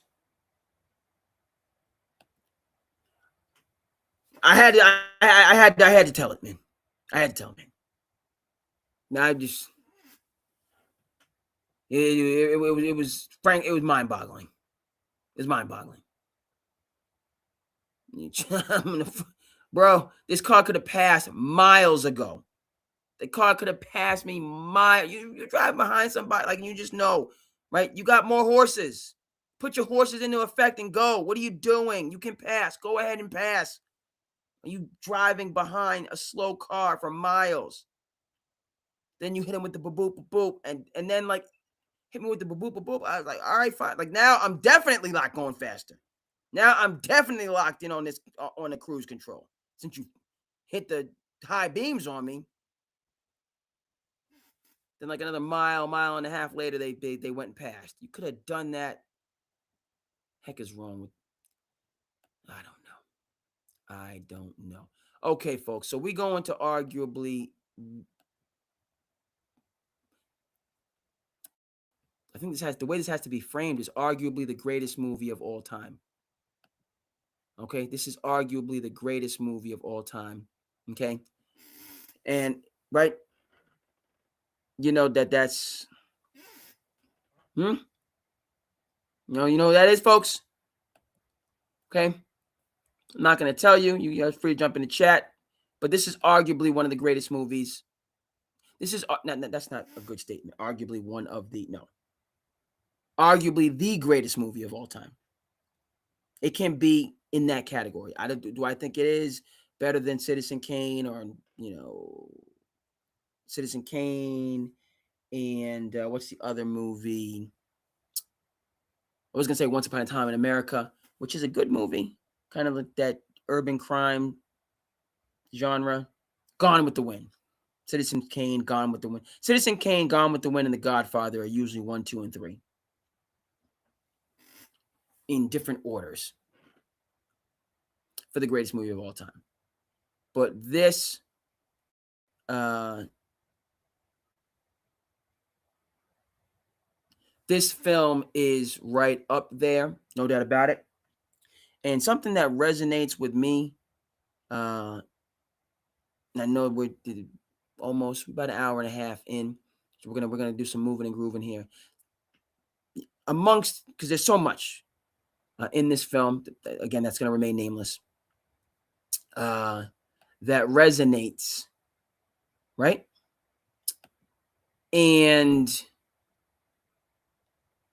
you know, I just want to kind of that's poor verbiage right there. That's poor verbiage.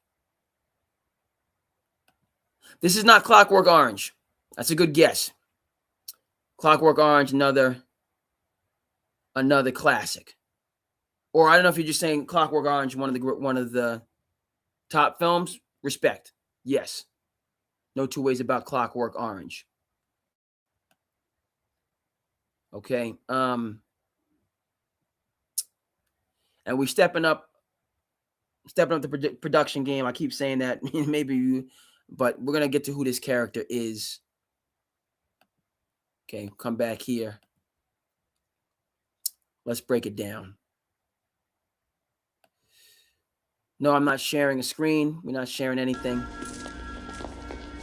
Oh, we hold on because I like how we. Let's go to the scene so y'all can. All right, we live. Let's go. Let's go.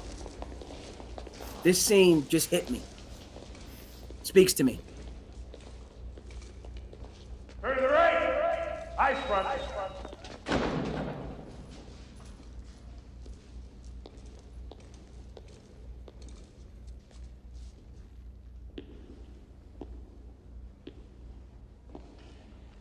This is Mr. Hadley. He's captain of the guards. I'm Mr. Norton, the warden. You are convicted felons. That's why they've sent you to me. Rule number one. No blasphemy. I'll not have the Lord's name taken in vain in my prison. The other rules, you'll figure out as you go along. Any questions? When do we eat?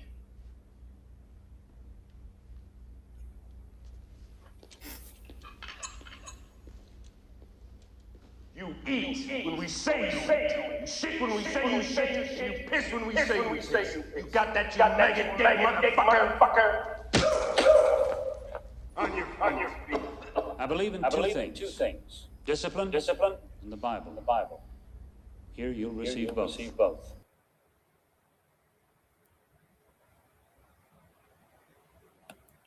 Clockwork Orange, top film. I haven't seen it yet, so we're gonna keep the spoiler going. Even though I know a number of you would know this this film. We got one more clip, and then I just want to speak to.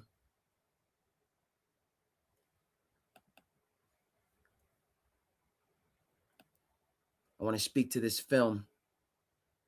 Okay, we got it. It's there.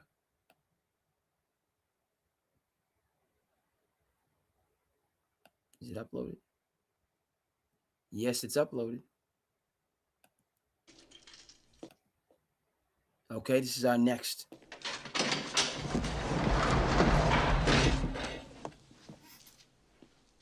And this is where we get that, right?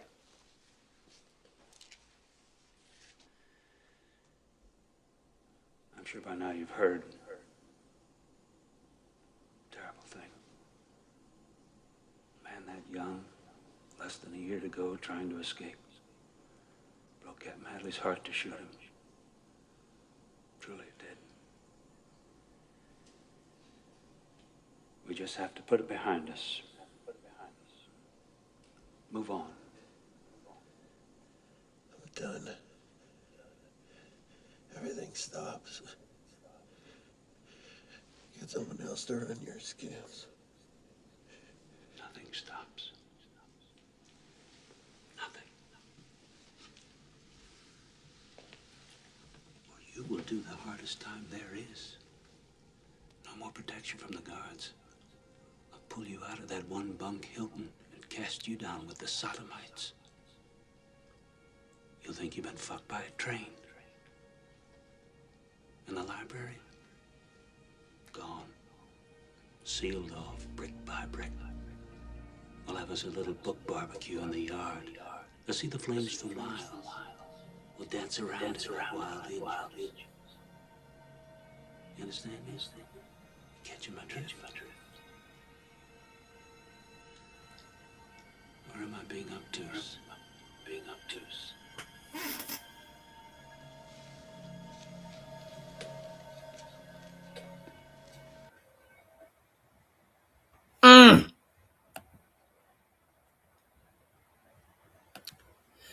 Yes, sir, Chris. Yes, sir. Shawshank Redemption. And we gotta go. We gotta give this one more. Right?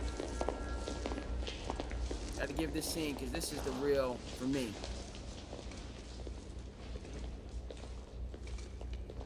Turn to the right. Ice front.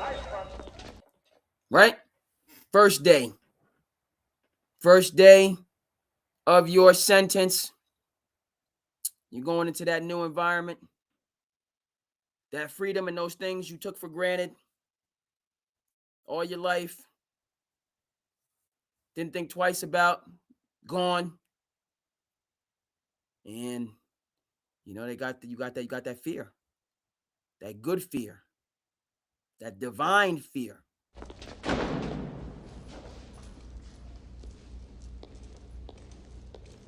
How this scene is shot.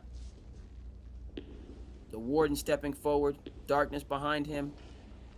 This is Mr. Hadley. He's captain of the guards. I'm Mr. Norton, the warden. You are convicted felons. That's why they've sent you to me. Stop right there. Stop right there. Okay? That man made it so crystal clear. This is Detective Hadley. Chief of the guards. I am the warden. Mr. Norton. 2 points. We're going to address. First of all, you are convicted felons, right? Establishing the order. He said, that's why they've sent you to me. That line right there let me know. I know it's just a movie, but this is a different dude. He said, that's why they've sent you to me. They have sent you to me. That man said that like he's been waiting. I've been waiting for you. And now you're here. That's why they've sent you to me. Amongst the many great lines in this all-time great film, that's one I that just got me. He said, that's why they've sent you to me. By the way, Chris was right on it. Shawshank Redemption. Do we know out there in television land who wrote the book for which this movie is based on? That's another good question. Doing a little bit of trivia, right? We can do some trivia. The Shawshank Redemption, all-time great film. All-time great. But it's also a good tidbit of information. Who wrote the book for which this all-time great film is based on? Got to give the director credit, because you need a director to bring it to life, which he most certainly did. Okay? He said, that's why they've sent you to me. Right?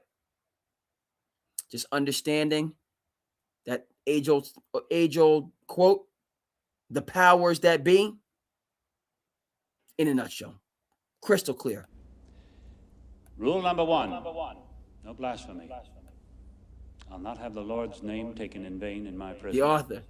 The other rules, you'll figure out as you go along. Any questions? When do we eat? Figure out as you go.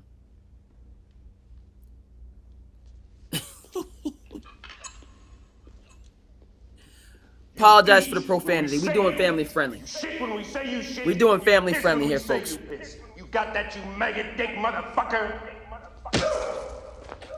On your feet. I believe in two things, discipline and the Bible. Here you'll receive both. That clip is short. They cut that clip off short because he has one final thing to say to them that's profound. A good clip, a shorter clip. Yeah, he had a profound statement at the end, but he said, that's why they've sent you to me. That's what that man said.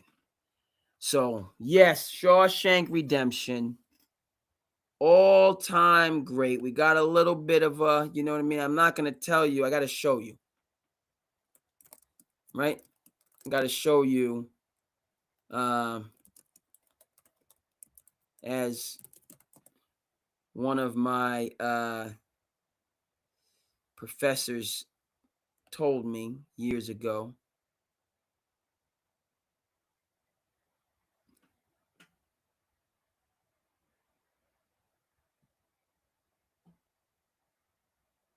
How can we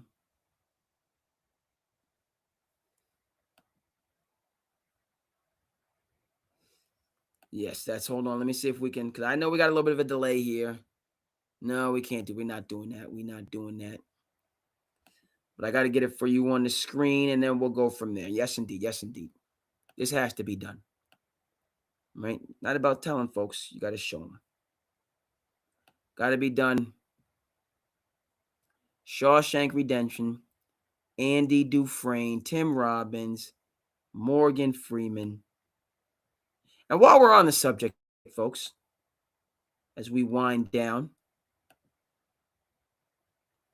in a certain sense, we're not winding down overall, but we're going to wind down in a certain sense. I always have to mention that Shawshank Redemption was made in the greatest movie year of all time. Okay, so that's a better statement. I made it. It's my statement. It's clearly my opinion, and I'm firm on it. Shawshank Redemption was made in the greatest movie year of all time and received no awards. None. Zero. Zilch awards. Which is insane. Because it was arguably the top movie in that year.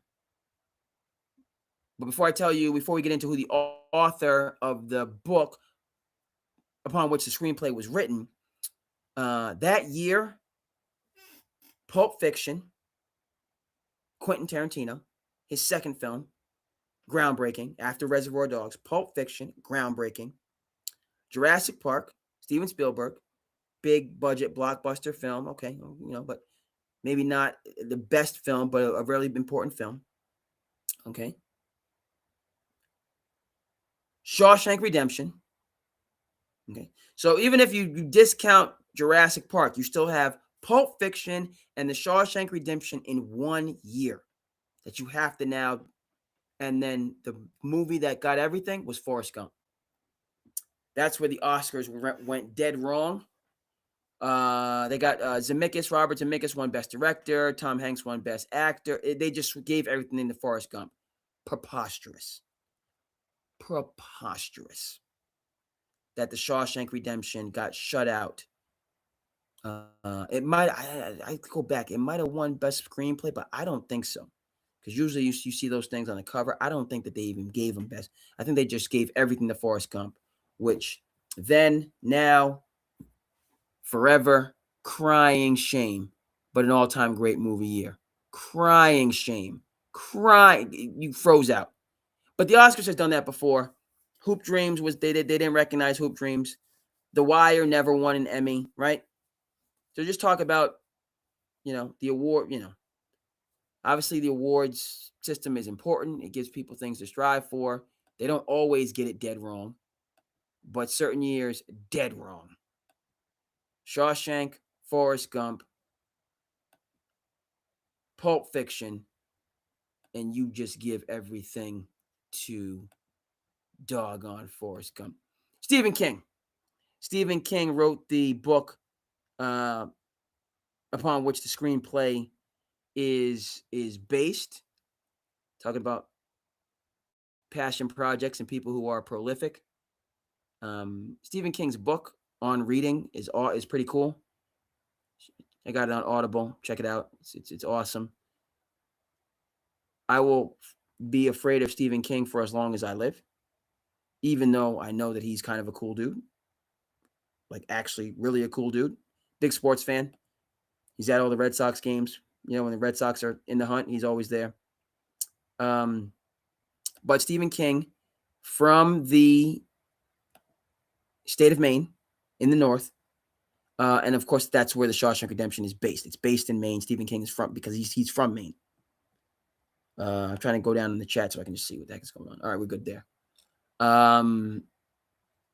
Buddies of mine have gone to college in Maine, driven by his house. He obviously has a big house. He's done well for himself, manages money, all the rest of that stuff. So he has a gate around his head. He's like, you go past his house, like they got the gate, they got the gargoyles on top of the gate. Like it looks like, like we, and you look at him like he just, I don't know about this dude, but I do know I ain't messing with him. You look at it like that's no. I'm gonna leave him alone. He getting left alone. But shout out to Stephen King. Shawshank Redemption, one of the greatest movies of all time, bar none. That man said, "That's why they've sent you to me." Oh no! Right then and there, I knew this is a different man. This is a different cat. They're a different cat altogether. We're gonna have to approach old Warden Norton.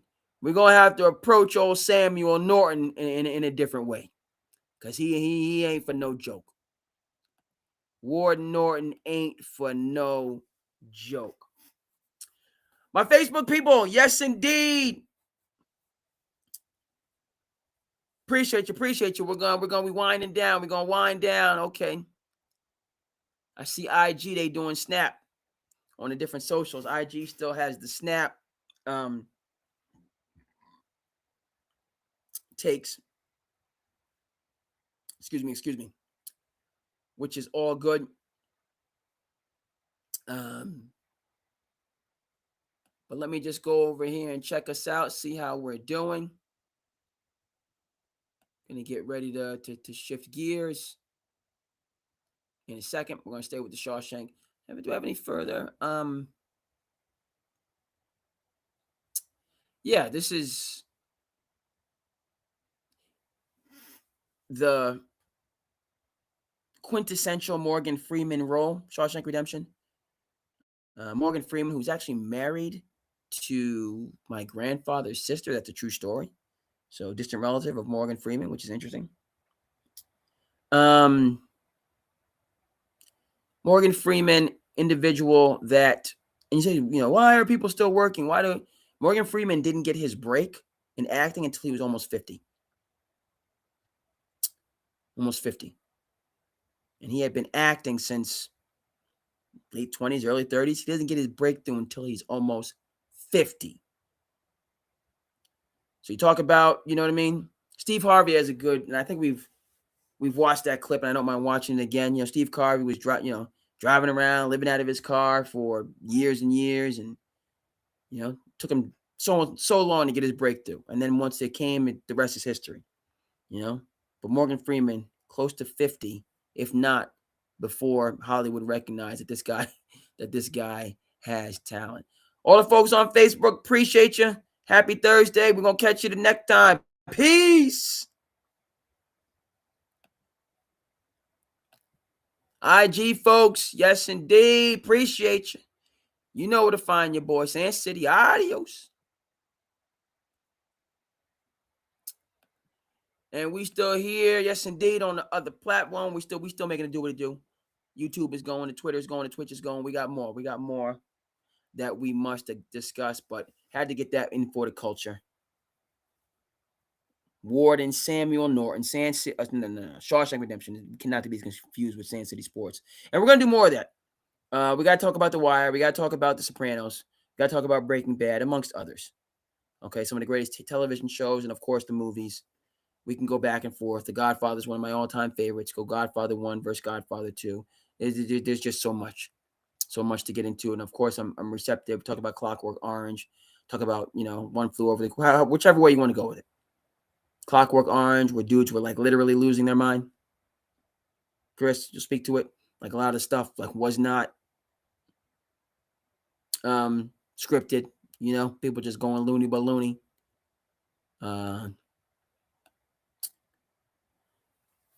Yes, we will discuss.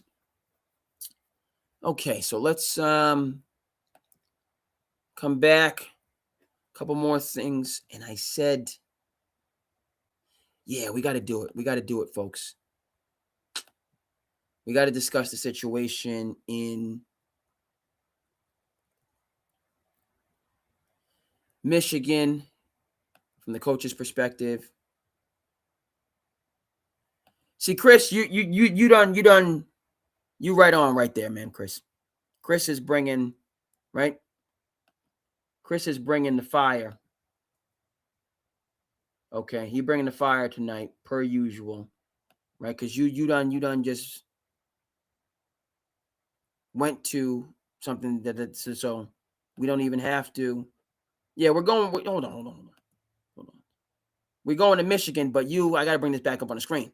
I'm going to bring this back up on the screen because, right, your boy, we, huh? That man said King Kong ain't got what?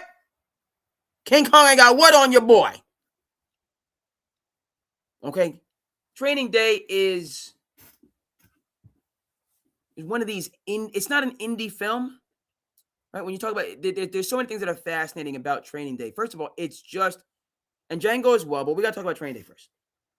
You know, it's a solid, iconic film. It's iconic, right? Talk about lines. That's why they've sent you to me, Warden Samuel Norton. When Ethan Hawke talks about, I done got the streets figured out. I got the streets figured out. It all come down to smiles and cries. You got to control your smiles and cries because that's all you have, and nobody can take that from you. That's a proverb. He said, I'm surgical with this thing, man. Snoop, right? Snoop was in the wheelchair. He said, how you think he got there? That Alonzo Harris. So much free game in Training Day. The film is out of this world. Okay? Now, it's bananas to me when we talk about Training Day, folks. It's bananas. That this is the film that Denzel Washington won Best Actor for. Okay? Not for Malcolm X. Not for The Hurricane. All right? He wins Best Actor for Training Day. And that was the year Halle Berry won Best Actress for Black Snake Moan, if I'm not mistaken. I believe it was 2002. Okay? That, to me, is a little bit untoward. I mean, obviously, you take your Oscars where you get them. But Denzel deserved his Oscar for Malcolm X. That was his Best Actor Oscar for Malcolm X. That year, it went to Scent of a Woman for Al Pacino. That is wild. 25th anniversary. So your boy is dating himself. I don't care. Saw a Training Day in college with a couple college friends. Saw a Training Day. Then we went to see another movie. It was pretty cool. It was a pretty cool, super cool kind of college night. It was cool. But Training Day just, you saw it the first time. He's like, this, it's awesome. Now, didn't feel that was Denzel's best role. It was a strong role. It was iconic. I didn't feel like it was the best role. I feel like he should have got the best. Malcolm X was his best actor moment. They gave it to Al Pacino, as I said, for Scent of a Woman. No. Al Pacino should have won Best Actor. Right? See, like Scent of a Woman is a good film and obviously plays a blind man. But Scent of a Woman is not Al Pacino's best. He needed to win Best Actor for The Godfather or... there's so many other roles that Al Pacino was in. He could have won Best Actor for. They give it to him for Scent of a Woman. Which no slight on Scent of a Woman, but no, that was Denzel's year. and you could have got Al, but you win the Oscar because it's your turn. They're gonna get it to you when they get it to you. All right, they're gonna get it to you when they're gonna get it to you. That's what's gonna happen. That's what's gonna happen, right? Training Day, 25 years old, but just if you haven't seen it, it's in. You got to see it. You got to see it. Training Day is up there, and I say this with confidence. It's up there with Goodfellas. It's up there with Goodfellas. I say that with full confidence. Woo! You talking about Mo Better Blues? Okay, Chris, you're right. Okay, we okay. Give it to him for Mo Better Blues. Right, give it to him for Mo Better Blues. I got to be honest with you, folks. I got to be honest with you right now. I got to be honest, because Chris is bringing the fact. I have not seen Mo Better Blues in its entirety. I have not. So now I done been put on blast, but I put myself on blast because that's a crying shame. I should have seen it. It's a crying shame. But I have not seen More Better Blues in its entirety. So we got to get on that immediately. But Chris, you going in with More Better Blues? I got to come back.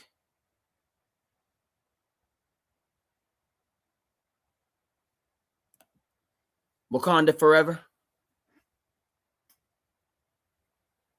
What did Anthony Perkins win? I gotta look that up. You. But first, you came at me with Mo Better Blues. Shots, it's not shots fired because we collaborative around here. Point taken. But I got to come back with Devil in the Blue Dress. Devil in the Blue Dress was another role Denzel shined in. So that's another, best actor. Okay, but More Better Blues.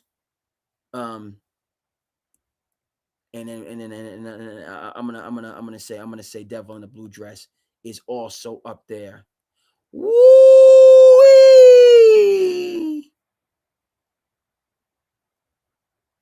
Woo! You're speaking the truth now. And he was nominated. I gotta look this up now. Who the heck did they give it to that year? Because he definitely, that was a power. There were other, because that was a. I got to see who they gave it to. Chris, you might know this.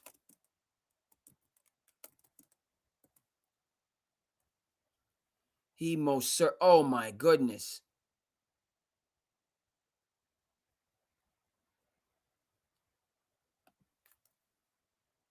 So it's 20. Hold on.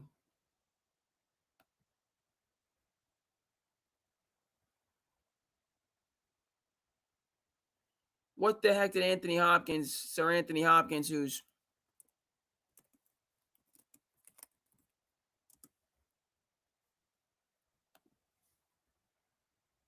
Oh.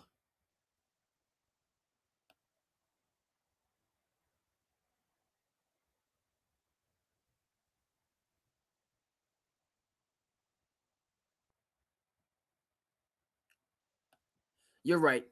2017, Denzel, he deserved it for Fences. He deserved it. He deserved it. And there's no reason why you couldn't give him 2. He was deserving of 2. That was Casey Affleck's year for Manchester by the Sea. So Casey got it for Manchester by the Sea. Not sure if you guys are familiar with Manchester by the Sea. Based on a true story. Okay, Anthony Hopkins for a movie called The Father. All right. Not familiar with that. Go ahead and check it out. But 1,000% right that Denzel deserved it for Fences. Casey, and it's tough. It's tough. It's tough to kind of, in these years where it's really, you have so many great films. This is how I feel about when the Oscars got it right, when they had 12 Years a Slave, Dallas Buyers Club, Wolf of Wall Street, all in the same year. I think there was another one as well. But they split the Oscars up. 12 Years a Slave and Dallas Buyers Club split the Oscars. I'm mentioning a number of films that we're going to get, But 12 Years a Slave won Best Picture. But Dallas Buyers Club won Best Actor and Supporting Actor. 12 Years a Slave could have, would have. Yeah. Yeah, Fences was powerful. August Wilson, that was powerful. And that was Denzel Washington, as you probably well know, Chris, that was a play on Broadway, an award-winning play that they turned into a movie. The play was so powerful, they was like, we got to make a movie out of this, and they did right in the movie. The movie, lived up to what the play, the legend of the play. So that's tough. That's a tough one, right? I didn't. That's just a tough year because. Okay, so let's right. So Chris, you're bringing the fire here. You're bringing the fire. Fences, powerful. But now we got to keep this conversation going. How are we gonna do this? We're gonna keep it moving and grooving, but we're not gonna lose the energy from what we're talking about right now. We're not gonna lose the energy, not one bit. Okay, we're gonna keep the same energy because if we're talking about Fences, we also need to highlight Manchester by the Sea, right? If we're talking about 12 Years a Slave, Steve McQueen, Brad Pitt greenlighting that film. If we're talking about 12 Years a Slave, which is pound for pound as a historical drama, 12 Years a Slave is powerful, and it's up there with the greatest historical dramas, of all time. If you want to talk about Saving Private Ryan, if you want to talk about Schindler's List, you are talking about 12 Years a Slave. It's in that same category of realism. Okay, so it was 12 Years a Slave, and I don't think it gets the credit, frankly. And I'm not saying, like, we don't talk about, people know Saving Private Ryan is different. It's a longer film.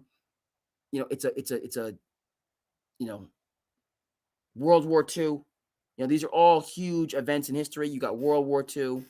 Okay, you have the Holocaust, and you have chattel slavery in America. So huge, weighty, deep issues. Okay.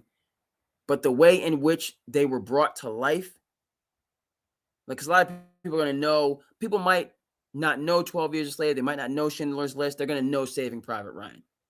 Okay. I'm not assuming anything, but Saving Private Ryan kind of has the higher prominence in the culture. But in terms of the quality of filmmaking and the realism, you just put those three in a row, and they bring those things to life.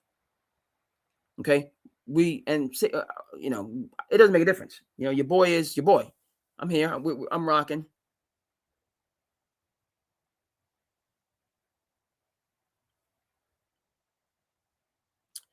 Birth of a Nation. Yep.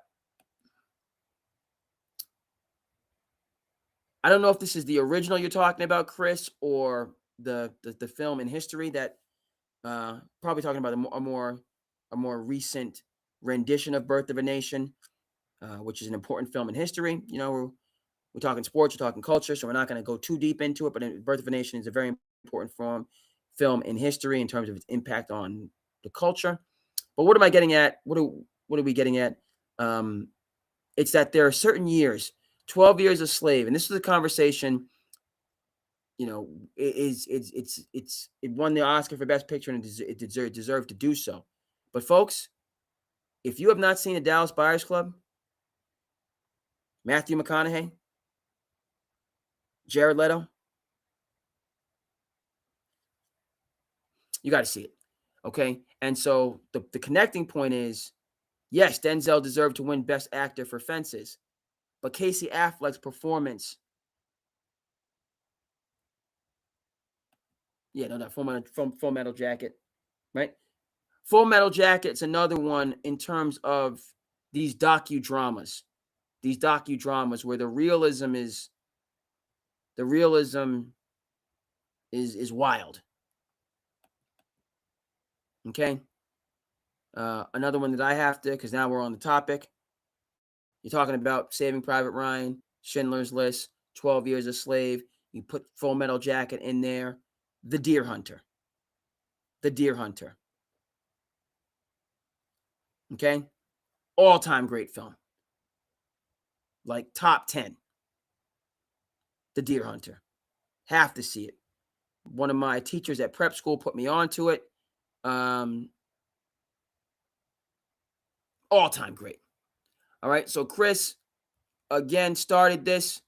But we have to if we're ever talking training day, folks. And first of all, I gotta set myself up. Here. But if we're ever talking training day, you can't speak to me about training day ever,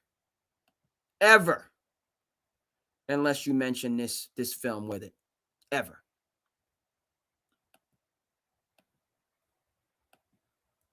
Right? Don't talk to me about training day if you haven't seen Brooklyn's Finest. Do not. And do not. And that's a little bit emphatic. I know that a lot of people out there in television land have not seen Brooklyn's Finest. You need to.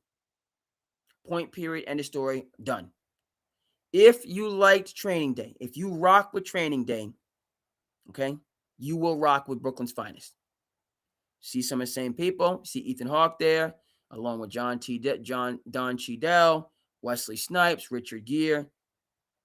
Brooklyn's Finest is a tour.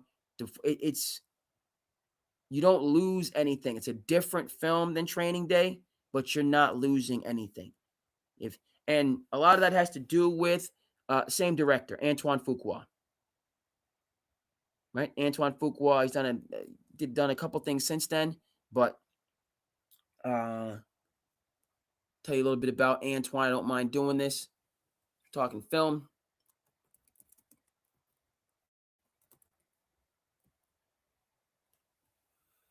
Yeah, Antoine Fuqua.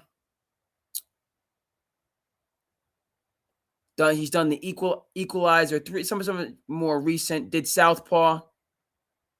Jake Gyllenhaal. The Magnificent Seven. Most recently, Guilty. Jake Gyllenhaal. Emancipation. Will Smith. And the Equalizer 3. Antoine Fuqua just... And I haven't seen more of the recent films, but I think Training Day was his first full-length film. If you liked Training Day, if you rock with Training Day, if Antoine Fuqua is somebody you have respect for, you got to see Brooklyn's Finest. It's just a must. It's one of these films now. It's tough to locate. It's kind of lost in the sauce in television land somewhere. Streaming land. But you gotta check out BK's Finest. Point, period, end of discussion. End of discussion right there. Okay, folks. So that was our movie. We dove into the movies. Very good.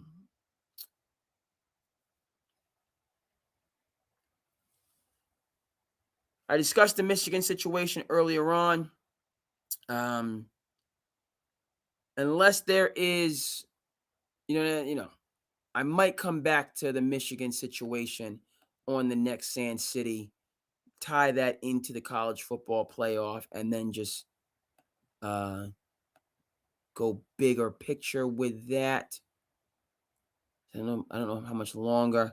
I might shift gears and go on a slice of life. I think we're gonna hold off on Michigan for now. We're gonna stay in a more positive collaborative space, because we're just talking about some of the greatest films of all time. And yeah. So we'll go. Yeah, Chris, you cool with that? If you're cool with that, I'm cool. Right? There's plenty, right? And it's not, but that's a different direction. Let's stay in the collaborative, creative space relative to film. And a lot of these things, frankly, this was going to go down. I got the okay from Chris. All right, main man in the chat gave the okay. So and then we're gonna come back to, because we've mentioned a lot of great films. So I'm gonna go back and we're gonna dive into those films a little bit more. We're gonna talk about, right. That's because I can't get them all right now. I could, but you know what I mean. And this right. You know what I mean? If this was a summer SandCity versus a winter SandCity, then we could have done it all at once. I mean, we could do it all at once right now as well, but we also want to. But we're gonna look at Fences. We're gonna look at Manchester by the Sea, Clockwork Orange, Full Metal Jacket were brought up, and then some of those docudramas. Okay, right? Fences and that's interesting because Manchester by the Sea, even though it's not a macro, right, huge concept, like Saving Private Ryan, Schindler's List, 12 Years a Slave, Full Metal Jacket, The Deer Hunter, we're going to have to discuss, have to get into that, The Deer Hunter. Manchester by the Sea is based on a true story. I'll say that, man, it's based on a true story, so impactful. And again, why people, folks, we ain't mincing words. We ain't mincing words here. Check out Brooklyn's Fine. If Training Day, if that's your flow and you rock with it, okay? Okay, shoe program, ninja. 23-hour lockdown. He said, yeah, go ahead and walk away, because I'm going to burn this man jammer down. That's what he told him. He said, King Kong ain't got on who? On who? That Training Day. And now that I mentioned that, we're going to have to play that clip before we go to Slice of Life.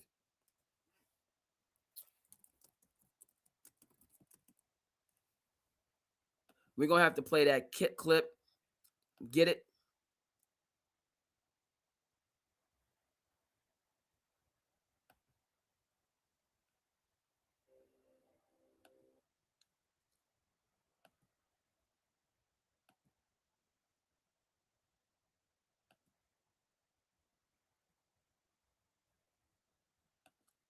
Yeah, we're going to have to play that clip. I apologize in advance, because Denzel, he uses some words. He uses some words in the clip. But we're going to have to play that clip, and then we're going to slide over to Slice of Life, just because the clip, it's historic. Historic is a little bit maybe too much. But I'll tell you why we have to play the clip when we play the clip. Beyond it just being awesome. I mean, that's the first reason why.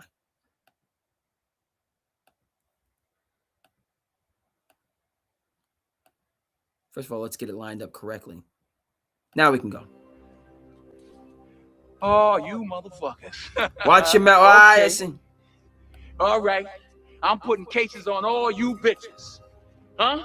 You think you can do this shit? Yeah! You think you can do this to me? You motherfuckers will be playing basketball in Pelican Bay when I get finished with you. Shoe program, nigga.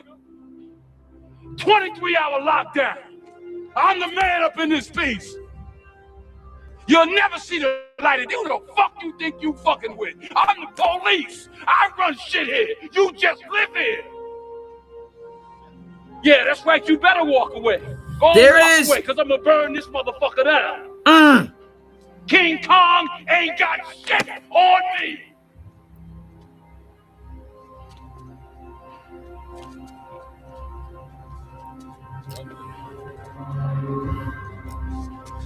Oh, there it is again. That's shaking my head. Shit, I don't fuck. I'm winning anyway. I'm winning. I'm winning any motherfucking way. I can't lose. Shit, you can shoot me, but you can't kill me.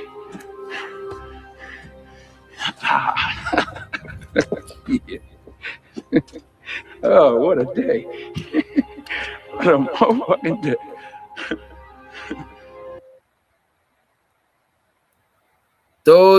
That shaking my head. Those older folks shaking their head. Oh my goodness, that hurt.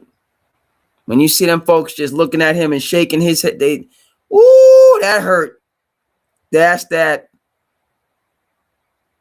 Oh, community turns on you like that. They exile you. That's that Antoine Fuqua, though. It's the Antoine Fuqua. Okay, folks, we've been a good episode. What we do. We got some slice of life. We got slice of life. So let's see a couple.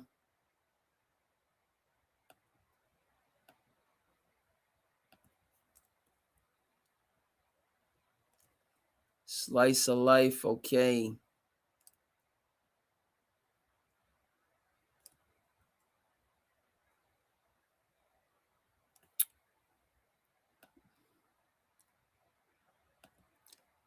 Okay, so let's take a look. It's in a book, A Reading Rainbow, coming to the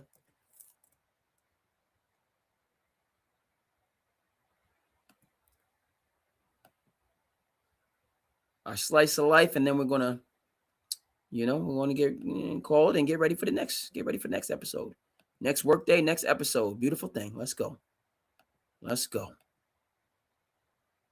Okay, Maxwell, what's going on with the Clippers? Me, CP3, man, I done had the goons out there right outside there, ready for bomber. The Clippers are an organization I hold dear to my heart. I had a great run there. We really have fun with those Lob City teams. But when you see how they treat their two franchise players, probably the two jerseys that should go into a dome are Chris Paul and Blake Griffin. And the way you dog both these men after all they've done for these franchises, to me, that's what hurt.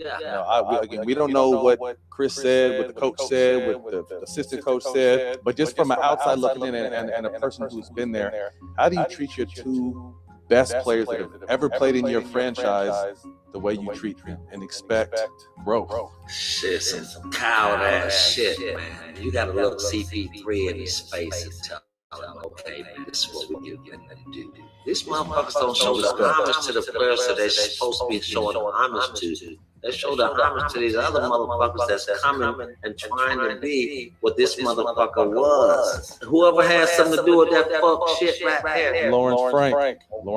Oh, that's who it was. Talked to Chris a little bit, and Chris really didn't have no shit to talk, surprisingly. And what I told him was, I feel like they think they could do this because you're going to take the high road when they do. When you hear this stuff about Jeff Van Gundy, when CP made a suggestion that maybe Kawhi shouldn't be chasing Clay around at this time, and then Jeff Van Gundy pulls him to the back of the plane and tells him he can't make those kind of calls. You're like, Jeff, wake up, bro. You have a bottom third defense. And if a 9-time all defensive player has a suggestion about how to get that defense any better, your old ass should listen. You might need some help. Man, that was me, CP3, man. I done had them goons out there right outside there, ready for bomber. The Clippers are organized.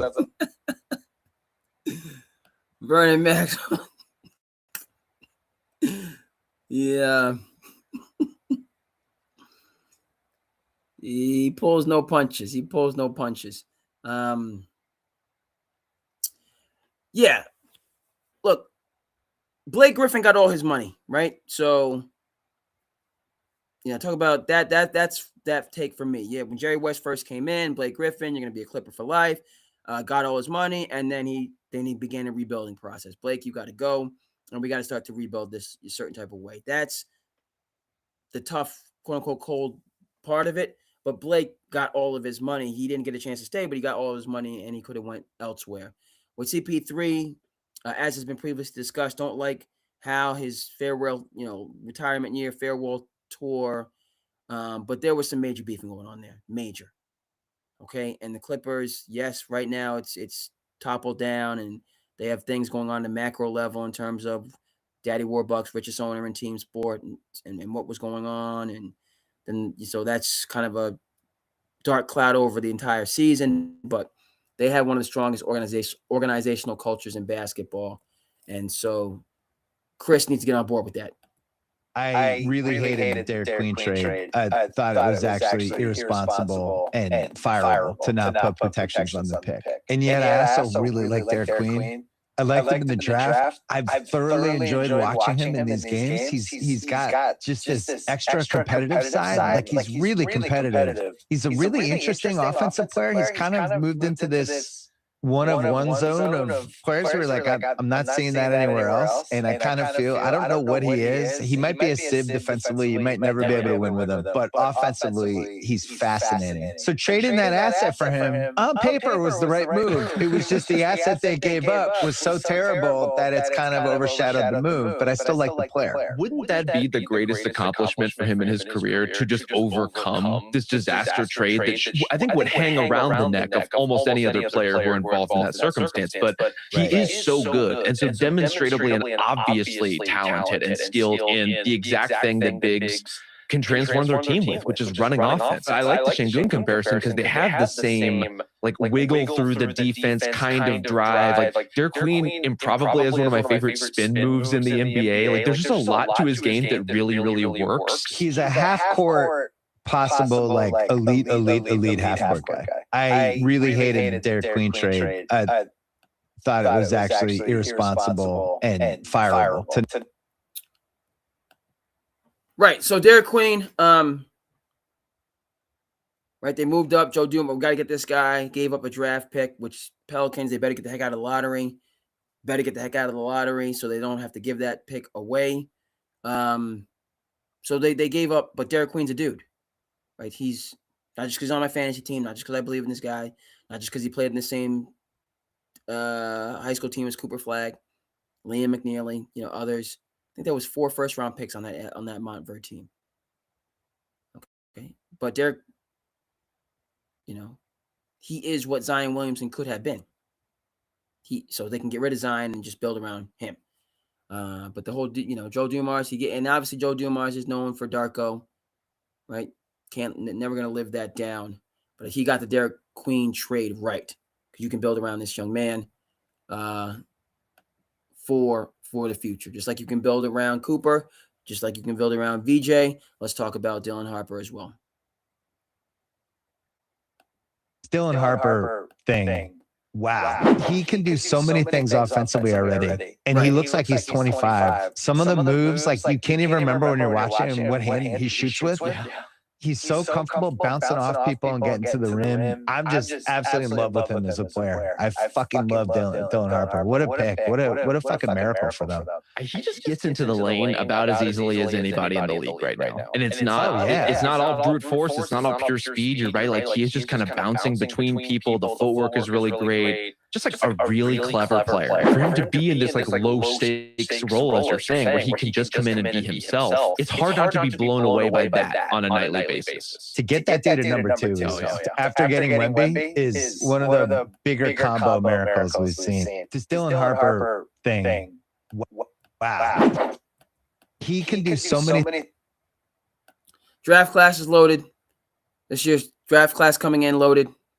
So, Young Lions on the prowl. Last clip, culture. Is get enough good players to where if somebody's not ready or somebody doesn't want to do, what you're asking them to do, then you can just move to the next guy. That's the best motivator and gets it going. But our guys that come and attend Purdue and play for us, they know we don't try to trick them in recruiting. We try to just paint a clear picture of this is how it is. We don't become you, you become us, and kind of go from there. Like we're not having, a get together and a powwow every time you don't get the minutes that you want.